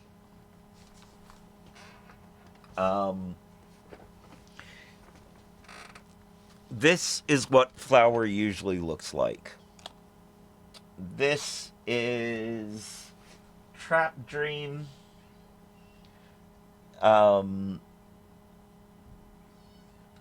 That's not a great nug for one. Here, and this isn't. There we go.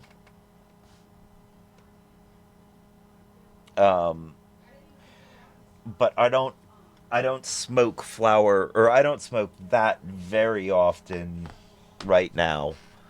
I have that for a few things, but I mostly smoke pre-rolls in order to keep me from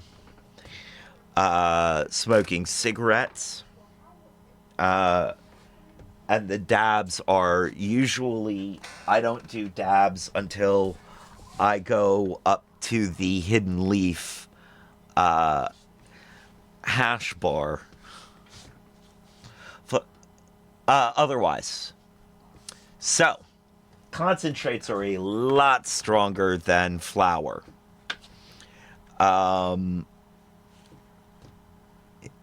Concentrates are, well, concentrated.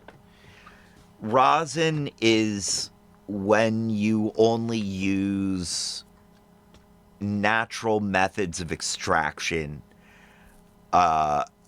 The only solvent involved is water, and the water is used to dissolve the plant matter that is not the THC and the cannabinoids and that stuff. And then heat is applied, heat and pressure are applied to get it into that form.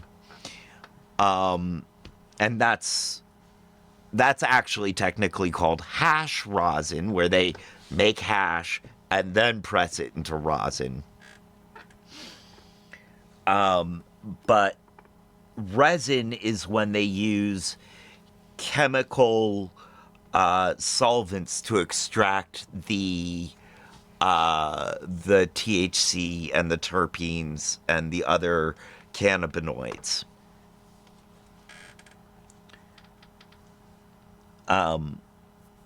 One time I saw this video of one guy having a Parkinson's movement when he took some marijuana and got completely fine. It was insane to watch. Yeah, it is an anti-seizure, has anti-seizure qualities. I had a friend that used to have epilepsy, and I used to have a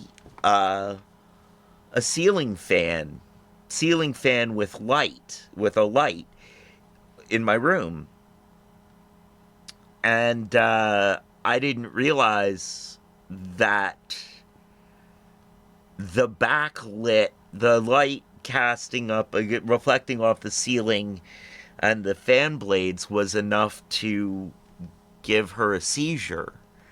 And when it did, I mean, it wasn't the only thing that would give her seizures. She had seizures for a lot of reasons.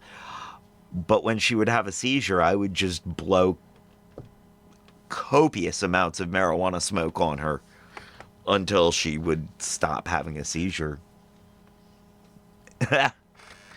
Right on. Well, all right, that's been a heck of a digression. We do have a little bit left to get through here before we can take a pause or stop for the day. She passed away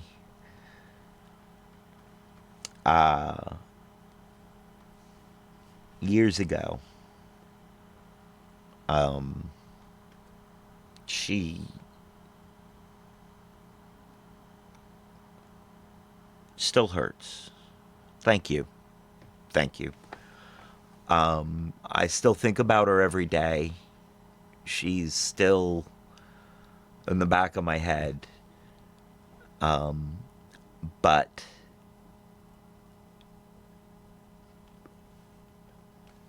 her life was very hard. She was in very poor health, and she was plagued by a lot of problems that she had no control over.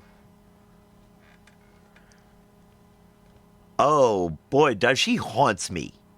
She haunts me. I still hear her voice in my ears. Like, yeah, she found her peace, and her peace is haunting me. Which is fine, because I find some peace in being haunted by her, too. Her life was very painful. And I do believe that her afterlife is a lot more peaceful. So, there's that. You know.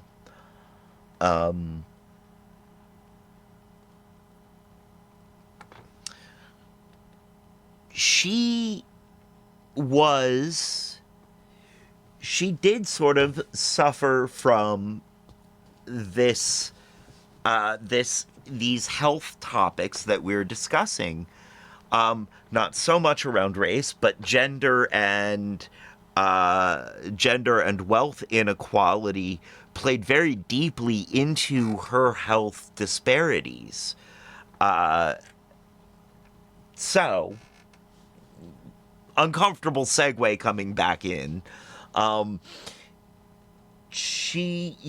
there is a bit of, I can apply some of what we are talking about to that.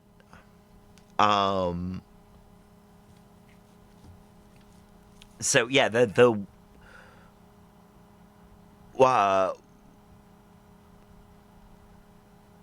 yeah, I do want to be careful here because there are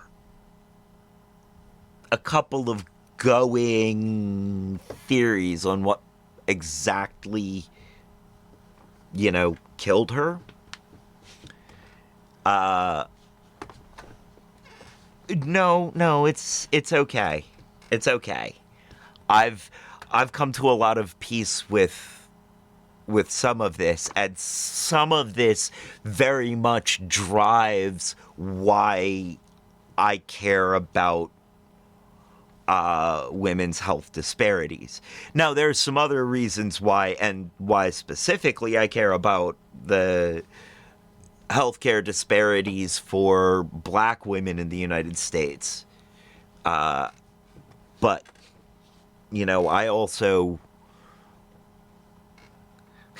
I have more than one friend. So, there are a couple of competing ideas about the circumstances around her actual dying. Now, what can be said, though, is that it was a stroke and heart attack that were the cause of life to end.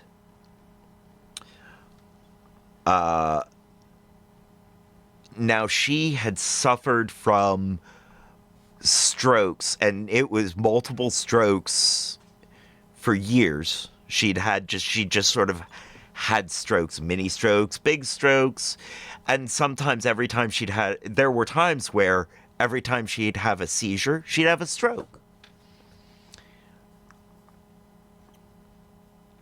But there was no work was being done on her health because, well, privatized healthcare.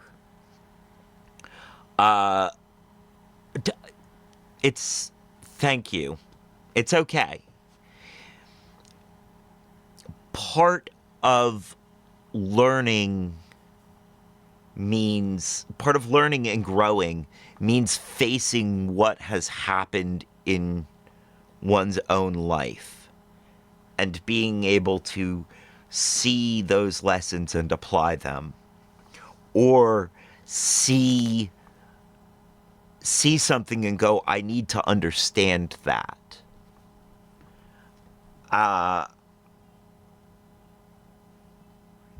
What I saw in this with her was,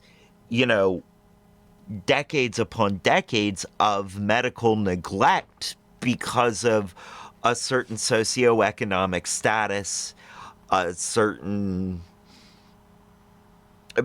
gender. Gender doesn't help. Doctors don't believe women. Just ask any woman. I'm just saying. And I'm not saying that facetiously. I mean, get firsthand accounts, and it won't be anecdotal. It will be data. Now, what this did lead me to do was, what I did after her passing was I did a 365 joke day challenge where I recorded a quick, short joke every day for a year and uploaded it to YouTube because she used to send me a joke. She used to text me a joke every day. Medical expenses are prohibitively high in the United States, by the way. But also, her passing has caused me to want to take a deeper look at the medical institutions in the United States.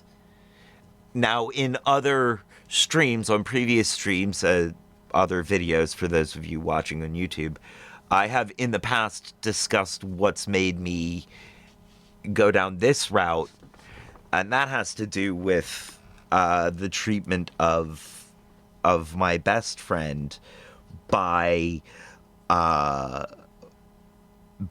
the mental health institutions in the local area. And that has caused me to want to take a much deeper look into what the medical institutions, why the medical institutions are the way they are. Do I have any cheaper alternatives to healthcare? Yeah. Don't get sick. Not really, no. There's no real, not really, no. The costs are about to skyrocket. The cost to the consumers. It's a very convoluted system that we have now. And the reason it is not simplified is because the medical insurance companies sued the government for possible loss of business when we started trying to universalize healthcare. Loss of income. Companies that make money around your health, not having to do with providing healthcare, but with providing healthcare, sued the government for loss of income to keep people from being able to access affordable health care.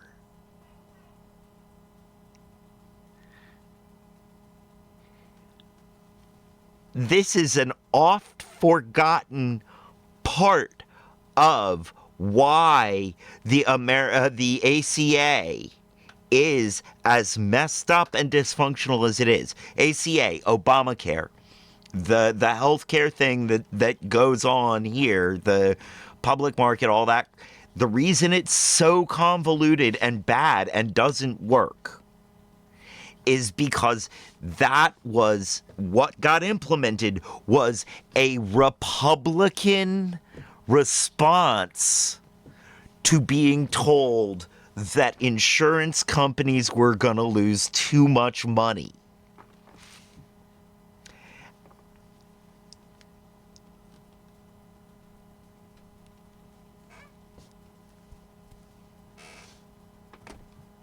My head just, I can't. I mean, I get it. I understand. Intellectually, I get it. But ethically, morally, the F-bomb. What the F-bomb is wrong with these people? What the F-bomb is wrong with these people? I've been smoking since I've been actively smoking cigarettes regularly since I was about 12. I used to go sit in the smoking lounges on the hippie farm on which I grew up in and secondhand smoke my entire, as far back as I have awareness of being able to. I am a cigarette smoker at my core. There is nothing about me that has not been a cigarette smoker. My entire life has been, it's just been part of who I am. And that's why I don't think I'll ever be able to quit smoking cigarettes. My goal is to cut back to something that is not bad, but I don't think I'll ever be able to quit. God help Americans passing through an illness. Oh, yeah. Oh, yeah. That's why we had so many people die needlessly during the COVID epidemic. It's like, and then it got compounded by politics. Coming from a radically egalitarian childhood, I am so... This is so against everything I've ever been taught or stand for. What you can do is whenever you find out any harming or long-term illness, you move to a third world country and see an institute that leads the nation and get a cheaper treatment. You know, I'm just saying. I've worked in a medical field a lot, and a lot of people come to our country just for that. It's a third of the cost. I am just saying, unfortunately,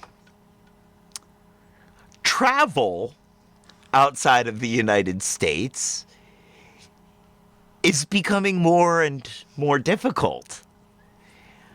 And some of us are a little worried that if we do go outside of the United States,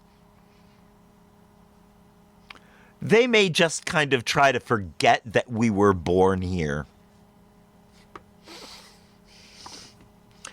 1370 to our country. Yeah. I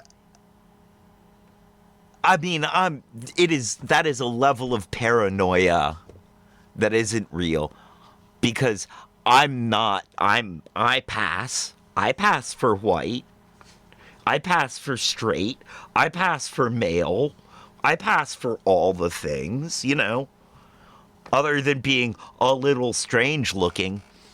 However, there is, you know, AI, and I say a lot of stuff on the internet. I say a lot of very strongly leftist stuff. Oh, thank you. I mean, I am very, inside this body, I'm very non-binary. I'm very omni. I feel quite a bit of everything all the time. I was born in a masculine body. I was born, and so I am, while I'm not cisgendered, I'm very, my outward sort of, I haven't done anything to change. What? Why so woke? Because I was born outside of the mainstream, and I have lived outside the mainstream through not the worst decades to be, but through some very formative decades. This is the longest conversation with someone I just met. You know, I try to be an open book, pretty much an open book, here because I want to show other people what's possible. I want to show people I could be here. Oh, thank you.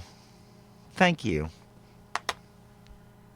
Thank you so much. That's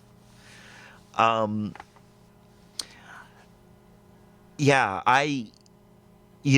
part of why I got knowledge is because I was born into it. I was born into a hippie commune here in Central Virginia, whose name I won't say here, but if you can find it, if you can find the name of that commune, you're on the way to winning the RRG, winning the prize for the RRG, Real Reality Game. If you want to look down in the About Me section on the page, there's a competition. There's a game. There's a prize to be won, and there's cat's gonna cat. Like you meet someone and whenever they speak something and it makes sense, like word to word, being a non-English speaker and still connect through a conversation. Who keeps walking through the book? Well, okay, that one was Picanito. That cat was, that was the smallest of the three cats, Picanito. Or Little One. Vato is asleep over here on the bed. Deadpan Dog is also asleep on the bed. And Gandalf, I don't know where Gandalf is. I have 3 cats, yes. Yeah. Yes, always something happening. It keeps it interesting. Keeps life interesting. Also, I live with my best friend and her almost 2-year-old child. And that keeps life very interesting.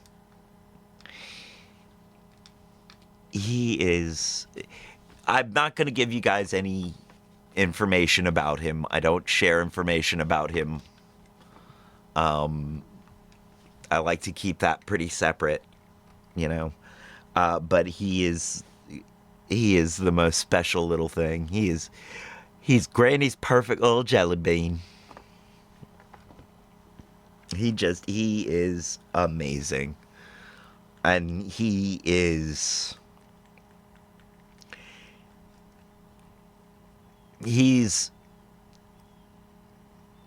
starting to babble. He's not just babble, but talk, like really actually talk and run.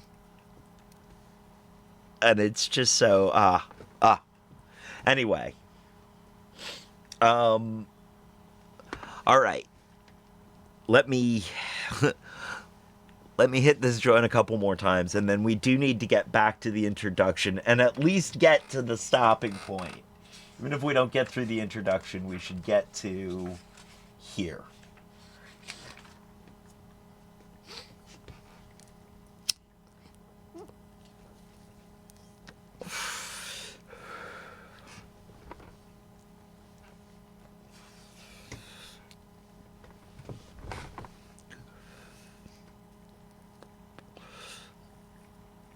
All right, I will come back to that in a minute.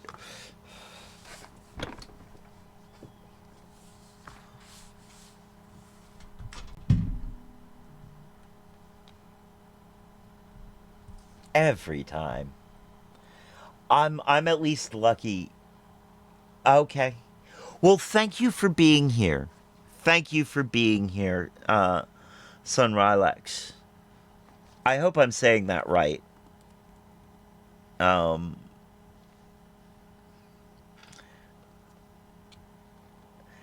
Thank you very much for being here. Have a great morning, Morning? I love you too. Thank you very much. Have a great night. Bye. Midnight. Okay, yes. Have a great night.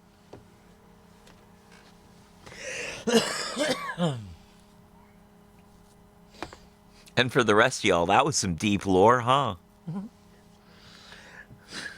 Thank you so much for being here. Thank you for asking so many questions. I love it. All right. Oh, ho, ho. Okay, yeah, we were on vicissitudes of life. And we are about to talk. Oh, man. I do not like this guy, by the way. I do not like Dr. John Harvey Kellogg. Yes, that Kellogg. The famed Seventh-day Adventist, already known for his sanitarium in Battle Creek. Dr. John Harvey Kellogg. But not yet known as a purveyor of breakfast cereals, concluded his Ladies' Guide in Health and Disease. Particularly in this country, and especially in the cities and towns, girls, as a rule, are found to be decidedly lacking in physical development. What the fair sex in America needed, Kellogg contended, was a nutritional revolution because their poor eating habits produced bodies that were scrawny and waspish. It was more than a simple question of health or even aesthetics. The slenderness of American girls was regarded as nothing less than a threat to the nation. In 1888, read the words that are there, Trevor. An 1888 article from the Washington Post that appeared under the headline, "Are Girls Growing Smaller?" examined the girl of the period, exclaimed, "The girl of the period ranges from 140 pounds down, in some cases to 80 pounds or less. In England and Germany, the figures are higher. In England and Germany, the figures are higher. 80 pounds of femininity is, of course, not much." And the writer added, "Our women will go on getting thinner and thinner until they disappear. It has happened in Boston already. The American stock can't hold its own against the big-boned, strong-built foreigner. The Irish have crowded the Yankee out of New England." That has great replacement theory written all over it. That sounds so much like great replacement theory. The weight of American women represented to many a national black eye, but was it truly the case, as often suggested, that these women were simply nutritionally uninformed? Given the right information, would they gain in flesh and by proxy in health, strength, and beauty? The evidence suggested otherwise. Many well-to-do women, it seemed, were trying to be slender at a moment when doctors routinely attacked slenderness as unhealthy. The historian Adele Clark noted that women of fashionable classes were wasting in style, the svelte style being contrary to conventional medical wisdom, had clearly been motivated by other factors. Indeed, while many considered thinness an American shortcoming, for the adherents of the style, slenderness served as a marker of moral, racial, and national superiority. This attitude is on full display in an 1896 article from Harper's Bazaar titled, "Are Our Women Scrawny?" It begins with a reflection on the slenderness of American women. American women in general are still thought to be sallow and scrawny. The article's anonymous author contests this assertion, claiming that while poorer women may be malnourished, few women of privileged classes are so slim as to look peaked, as many have been the case with their foremothers. As may have been the case with their foremothers. Let me try that all again. The article's anonymous author contests this assertion, claiming that while poorer women may be malnourished, few women of privileged classes are so slim as to look peaked, as may have been the case with their foremothers. Today, the author asserts, American women have a wholesome glow in their cheek, a bit more flesh on their bones, both of which are a testament to the wholly unmeasured success of the American experiment. Yet while praising a new laudable roundness to the figure of the modern girl, the author nevertheless betrays a preference for traditional American slenderness. Of the shifting outlines of the nation's women, the author wrote, one cannot help noticing in every metropolitan assembly. Let me try that again, too. One cannot help noticing in every metropolitan assembly that the feminine litheness and flexibility for which the Republic has been famous is already on the wane, and the opposite extreme is menacing. That fatness is described as menacing is telling. The author provides a sense of the foreboding associated with excess weight. Not only does stoutness supposedly sabotage the nation's aesthetic identity, it also evokes the poor eating habits and immorality of the European elite. Worse still, extreme or gross corpulence slides into an association with primitive Africans. The author spells out for the reader stoutness, corpulence, and surplusage of flesh are never desirable except among African savages. This raises several questions. First, what led some well-to-do Americans to believe that slenderness, especially among women, was both aesthetically preferable and a sign of national identity? How did fatness become a sign of immorality? How did fatness become linked to Africanity? Africanate. I'm not going to get that right. I'm going to stumble over that completely. Or blackness. And finally, if the medical establishment just over a century ago feared the meagerness of physiques of elite white women, when and how did they come to view fatness, especially among black women, as the greater threat to the public health, as they would in the late 20th and early 21st century, with the obesity epidemic? In this book, I examine the history and legacy of the preference for slimness and the aversion to fatness, with attention to their racial, gender, class, and medical contours. This book enters a decades-long conversation about the preference for slenderness and the phobia about fatness in the United States. Much of this research describes the emphasis on slenderness for women. But while most authors show that an aversion to fatness and a preference for slenderness has not been most evident among middle and upper class white women, few have addressed the role of race and class status in development of these dispositions.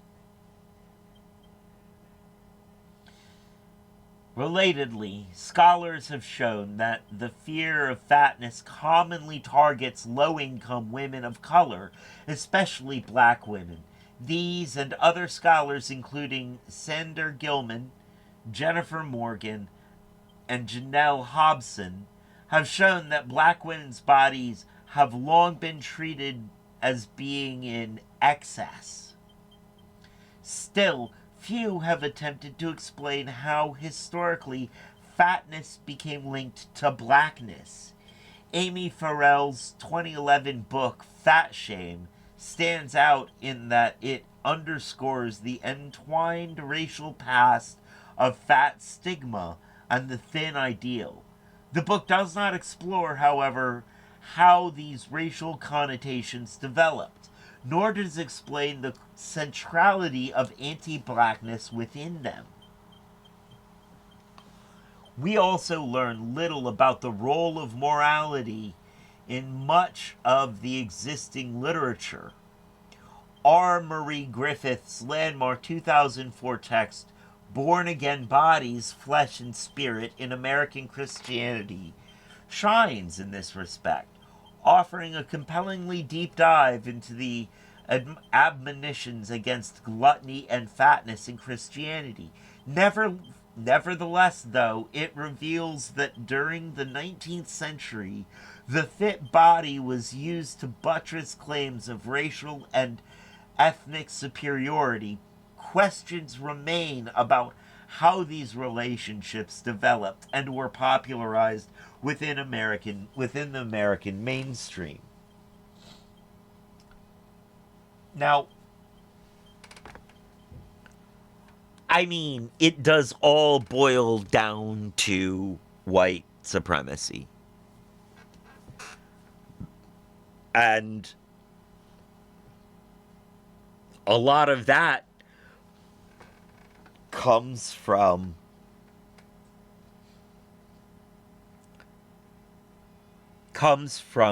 the prosperity gospel and the idea of manifest destiny.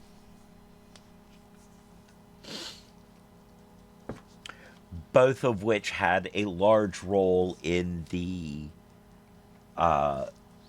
beginnings of the United States. I mean, the large answers are very simple. It's in the details that it matters. It's in the smaller things that it really matters. So, all right. Onwards.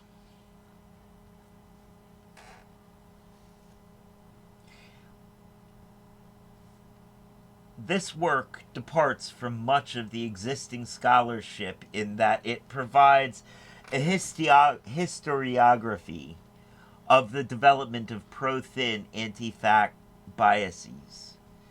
That is, while several studies have explored the historical antecedents of our contemporary size biases, none, to my knowledge, have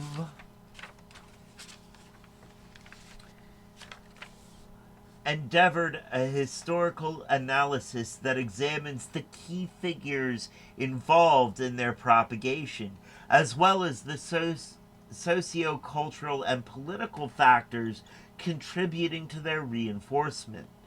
This book seeks to address this gap as possibly the first historical study of fat phobia and thin fetishism in the West, with an emphasis on the intertwined racial, gender, and moral issues involved in their advancement. I argue that two critical historical developments contributed to a fetish for the sveltness and a phobia about fatness: the rise of the transatlantic slave trade and the spread of Protestantism. There it is.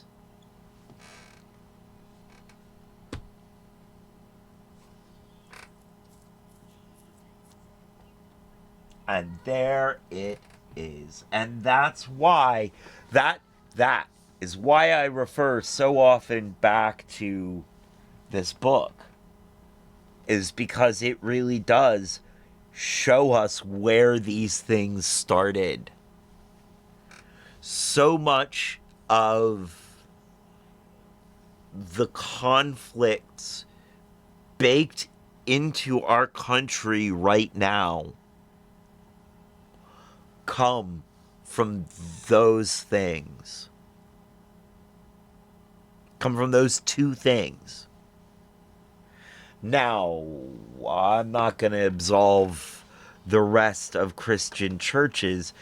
Catholicism has done its grave amount of damage to the world over the years, but specifically Protestantism, puritanical Protestantism, and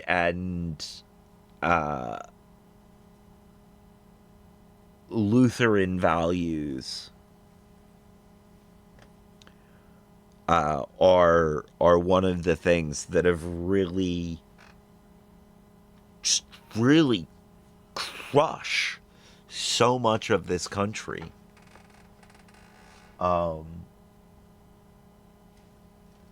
And that's so intertwined with the prosperity gospel. And that was used as so much justification for the transatlantic slave trade, which was inhumane at best. It was Holocaust.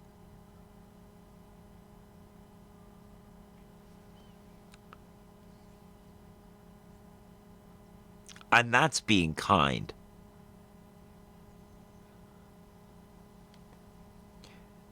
And these two things, this Lutheran prosperity gospel, is what shapes our idea of capitalism.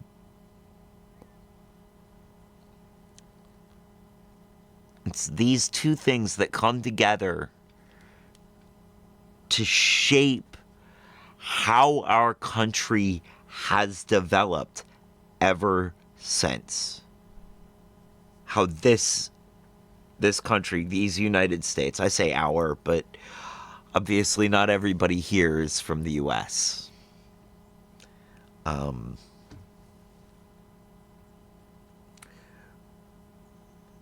And in shaping the U.S., it's also shaped, not just in shaping the U.S., but as it's shaped the U.S., and in part in shaping the U.S., it has shaped the rest of the Western world.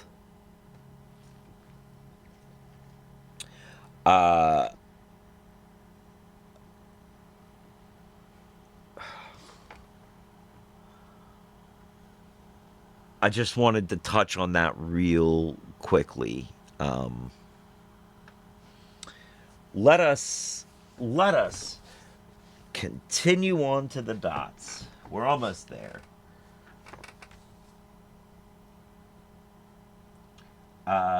Racial scientific rhetoric about slavery linked fatness to greedy Africans, and religious discourse suggested that overeating was ungodly. These rationales for anti-fat bias had been circulating relatively independently in parts of Western Europe for more than 2 centuries. Not until the early 19th century in the United States, in the context of slavery, religious revivals, and the massive immigration of persons deemed part Africanoid, did these notions come together under a coherent ideology in the United States. There's Gandalf. Jeez, Gandalf. Okay, keep going. Keep. Thank you.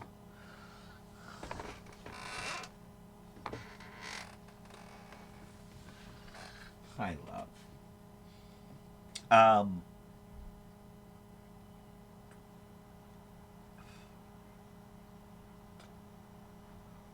these notions come together under a coherent ideology. In the United States, fatness became stigmatized as both black and sinful.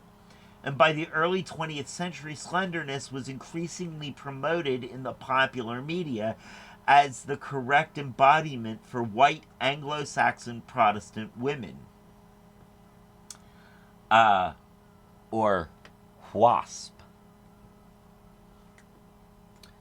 Not until after these associations were already in place did the medical establishment begin its concentrated effort to combat excess fat tissue as a major public health initiative.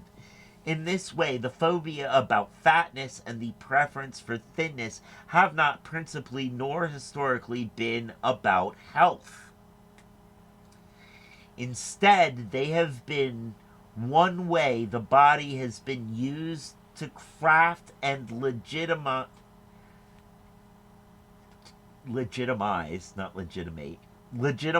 race, sex, and class hierarchies. These findings further reveal that the slender ideal and fat phobia are not distinct developments, as they are often treated in literature. The fear of the imagined fat black woman was created by racial and religious ideologies that have been used to both degrade black women and discipline white women. This is critical since most... Hi.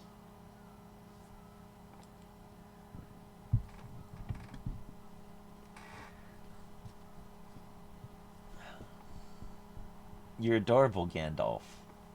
Yes, you are.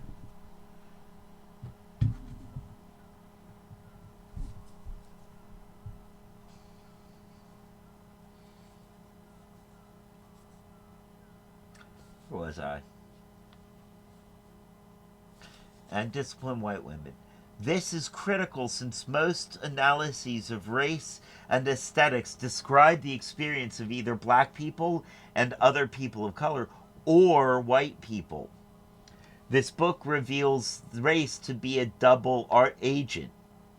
It entails the synchronized repression of savage blackness and the generation of disciplined whiteness. The discourse of fatness as coarse, immoral, and black worked to denigrate black women, and it concomitantly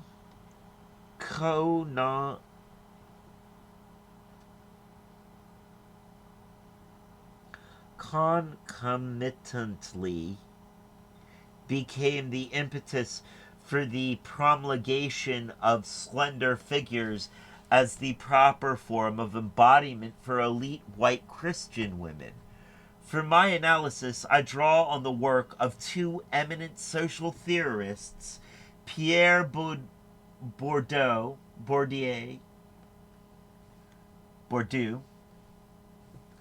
and Michel Foucault. According to Bourdieu, elites are constantly working to differentiate themselves from the lower classes. In so doing, they often distinguish themselves by cultivating tastes, diets, and physical appearances that are in opposition to those of the subordinate groups. These social distinctions serve to naturalize and normalize social hierarchies. Building on this work, I show how racial discourse was deployed by elite Europeans and white Americans to create social distinctions between themselves and so-called greedy and fat racial others. Black people as well as so-called degraded hybrid whites, e.g. Celtic Irish, Southern Italians, Russians, were primarily targets of these arguments. Elite white people also used Protestant discourse to claim a moral superiority over these same poor immigrant and racial others. I rely on the work of gender scholars to show that since women have long been evaluated based largely on their physical appearance, racial, moral, social distinctions primarily targeted at the women in each racial ethnic group. If Bourdieu can help us understand the racial moral dimension of the spread of fat aversion and thin preoccupation, Michel Foucault gives us insight into the centrality of medicine and the propagation of these dispositions. According to Foucault, medicine intervenes as a key institution in the 20th century, providing information on how to live for health and longevity. Its dictates inform what Foucault... Most people say Foucault, by the way. And I think it's maybe supposed to be pronounced Foucault, but I say Foucault. Its dictates informed what Foucault called the biopolitics of health management, which include disciplinary practices that one must perform to be considered a healthy and thereby good citizen. However, the medical disciplinary regime has not been objectively applied to all persons. Instead, it is treated as an imperative for the dominant groups, to the exclusion of poor, racially othered groups. This approach helps to maintain social and, in many instances, specifically racialized and gendered hierarchies. All right, we have reached that spot.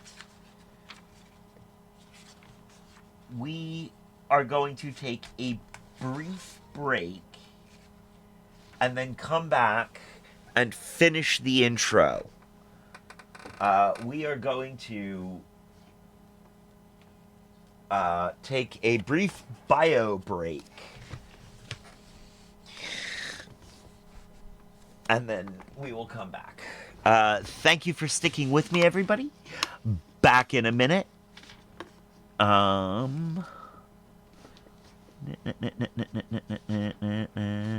There it is. Institutions of the Department of Justice and the FBI is that they are ballast. They are incredibly difficult to change, and that's frustrating when you're a leader trying to change some aspect of the culture, but it's reassuring today. Those people do not care. All right, friends, thank you for sticking with me. We're back. That's better. 2.5 hours is a while for me to go without a restroom break, so now let us get back to this.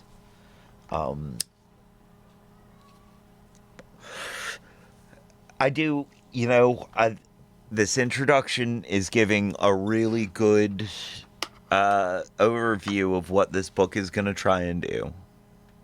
What this book is going to try and tell us. I really appreciate that. So this is, this is what to expect from the rest of the book. Researching the aesthetic, moral, and racial underpinnings of the American fear of fat required an eclectic approach. I began by reading the landmark texts by historians and feminist scholars on the history of fat phobia, and the slender ideal.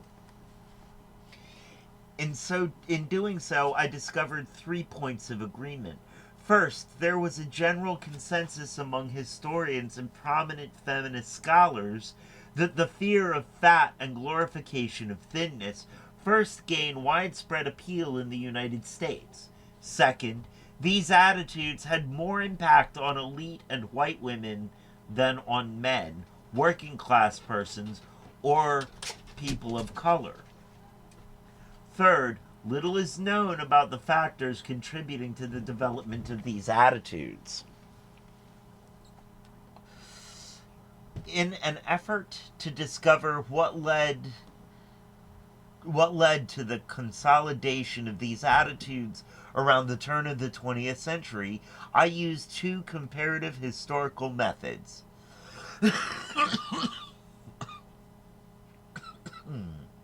Pardon me. Process tracing and historical narrative.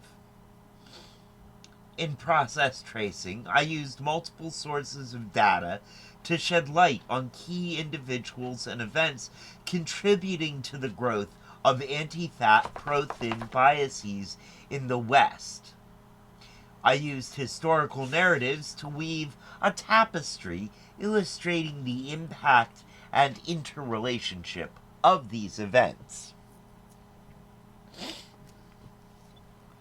I begin with the Renaissance, a period in which, as sociologists and historians have shown, voluptuous physiques were in vogue throughout much of the Western world. I traced developments in art and philosophy from the Renaissance through the Enlightenment in Europe, the period in which scholars have shown svelte aristocratic women and courtiers were commonly depicted by renowned artists and thinkers. I studied the writings of artists and philosophers in an effort to describe the socio-historical and intellectual context for the association of race, weight, and beauty between the early 15th and late 18th centuries. Questions concerning the purported racial origin of fatness appeared in many philosophical treatises, and did question about its immorality. Therefore, I returned to explorations of the body and the oral appetite in the ascendant branch of Christianity, Protestantism. I examined key texts by prominent Protestant proselytizers, especially those who made public pronouncements against overfeeding and fatness.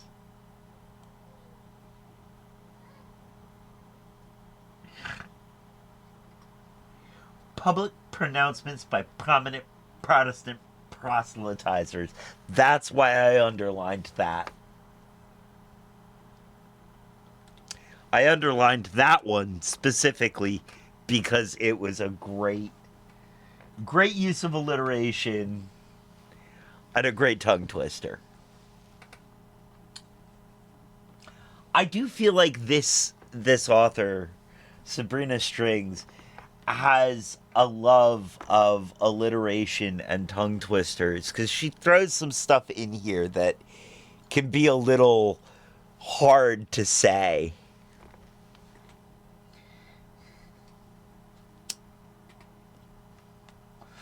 To weave a historical narrative of these many related developments in art, philosophy, and religion, I need to understand how they were being transmitted to the public. The 18th century marked the rise of newspapers and magazines in Europe, and so I examined influential early publications such as The Spectator to understand how ideas in high art and philosophy about body size, race, attractiveness, and morality were represented. Scholars have identified the United States as the country in which the pro-thin, anti-fat bias was gaining strength among elite, morally upright white Americans, especially women, by the 19th century and crystallized into a mainstream position by the early 20th century. Therefore, I also examined American magazines and newspapers published between 1830 and 1920. Among them, Cosmopolitan, originally a magazine designed to appeal to families. The New York Times, and the Washington Post, to look for evidence of these connections. Finally, I discovered that many of the popular periodicals cited concerns about health and illness purportedly associated with corpulence. By the late 19th century, these publications relied increasingly on doctors' advice to make their claims. Therefore, I researched the depictions of overweight and obesity in the medical literature from 1880 to 1930. I chose materials that appeared authoritative in authoritative books or medical journals, such as the Journal of American Medical Association, Journal of the American Medical Association, JAMA, or works written by recognized medical authorities. This book has 3 parts. Part 1, The Beauty of the Robust, offers a retrospective view of the exaltation of plump feminine physiques that existed throughout much of Western history. I also note signs of a shift in the 17th century as European men of learning began to degrade fatness as evidence of insipidness. In chapter 1, Being Venus, I describe Western aesthetic ideals of the 16th century and show what key artists and philosophers during the High Renaissance described plump and proportionate women as beautiful. Following Christian and neoclassical conventions of beauty, I argue that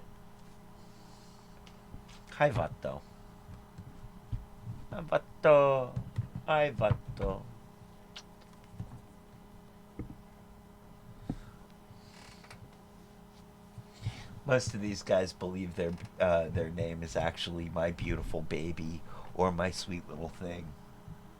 I don't think that they fully know their names because I really just call them all kinds of really cute little things.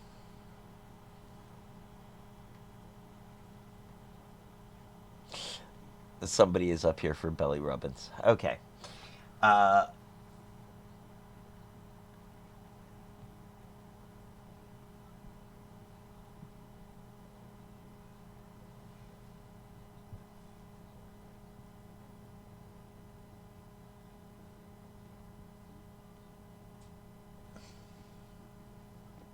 Where was I? Philosopher Hydron assigned plump and proportionate women as beautiful following Christian neoclassic mentions. I argue that contact with African women during the rise of the slave trade did not change these standards. Moreover, I show that black women were incorporated into the High Renaissance rhetoric and imagery of beauty as equally voluptuous if socially inferior counterparts to European women. In chapter 2, Plump Women and Thin Fine Men, I describe the rise of the robust, snow-white female body as desirable. I also show that the fat male body became a sign of poor moral character and mental incapacity. That is, alongside the exaltation of fat and curvy white women, fat men were lambasted among intellectuals as being of poor constitution. English philosophers claimed that a fat male body was indicative of a dull mind. Thus, a philosopher's slim ideal was born.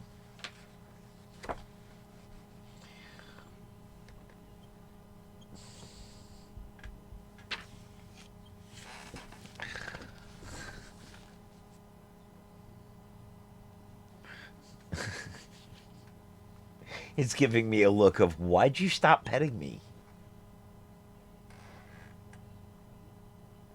There we go. Oh, ho, ho, ho. Okay, love. I've got to get back to what I'm doing now.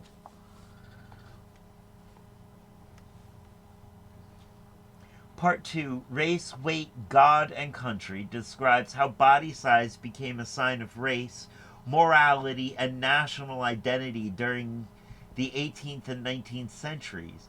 In Chapter 3, The Rise of the Big Black Woman, I detail how philosophers and race scientists made the case for intellectual and physical differences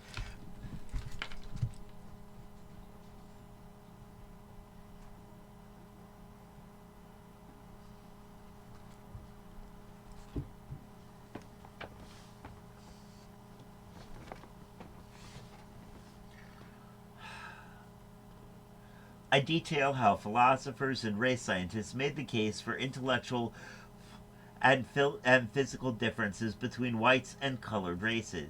In this period, we see some of the earliest examples of learned men denigrating the so-called black fatness. In Chapter 4, Birth of the Aesthetic, I focused on the developing relationship between Protestant Christian identity and self abnegation. I show that abstemiousness in England during the 18th century laid the groundwork for moralizing surrounding the oral appetites that would be seen in subsequent eras, particularly in the United States. I also show that some devout Protestants viewed fatness, the purported evidence of intemperate eating, as immoral. Slenderness, by contrast, was viewed as closer to godliness. In Chapter 5, American Beauty, the Reign of the Slender Aesthetic, I show that American Anglo-Saxon women adopted the ideals surrounding eating and embodiment that were popularized in 18th century England in the context of religious health reform movements. In the context of religious health reform movements and the massive immigration of Irish racial others, Anglo-Saxon women used strict diets and slimness to convey religious enlightenment and a racial uplift. In Chapter 6, Thinness as American Exceptionalism, I reveal how the presence of the next wave of immigrants, Southern and Eastern Europeans, contributed to the mainstream consolidation of the new eugenic discourse of racial amalgamation among Northern and Western Europeans, circulated widely in the late 19th and early 20th centuries. This rhetoric promoted the desirability of women from these racial groups. It also intimated that the American melting pot created exceptional svelte beauties drawn from the superior races.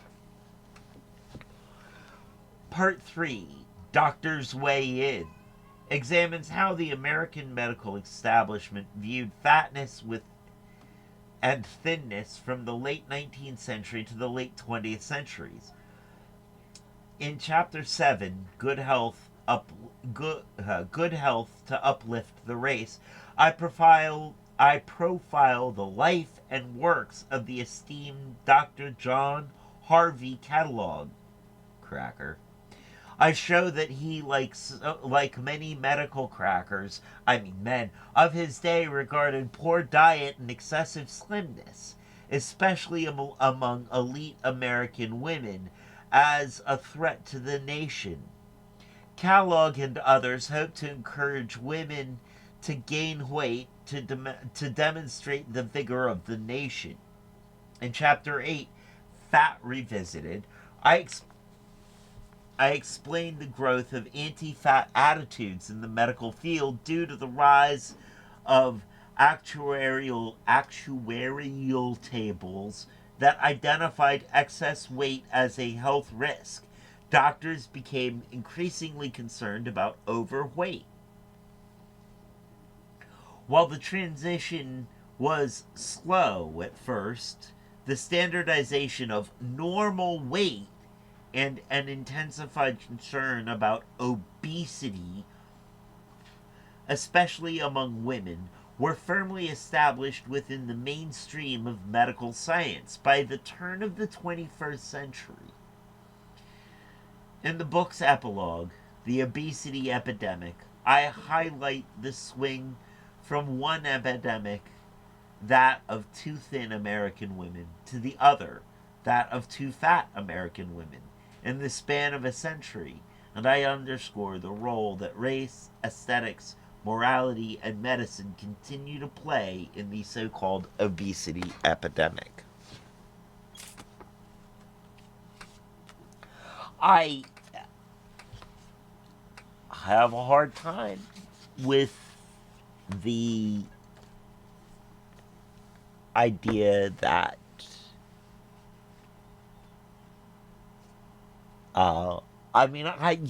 okay, yes, Americans are obese. We are some big people.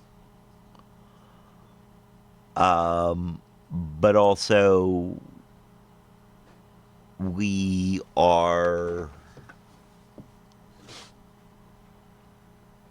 not given a lot of options.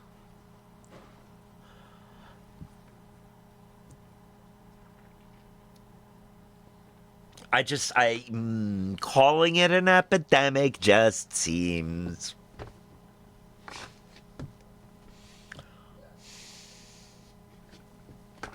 saying the obesity epidemic with any amount of sincerity has so many built-in assumptions and biases, not just of the person saying it, but of everybody hearing it. And so it's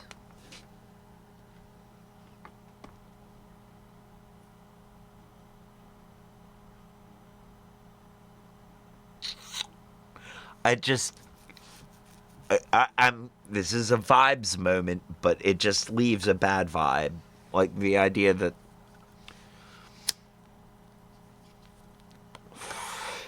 I don't remember what the last chapter was like. I don't remember reading like what the whole like this was a long time ago. A long time ago for me. Not really actually that long time ago for me, but like I've been through I've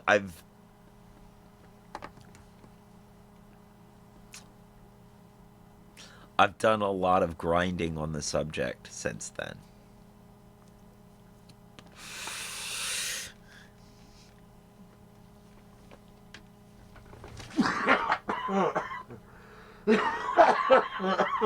Well,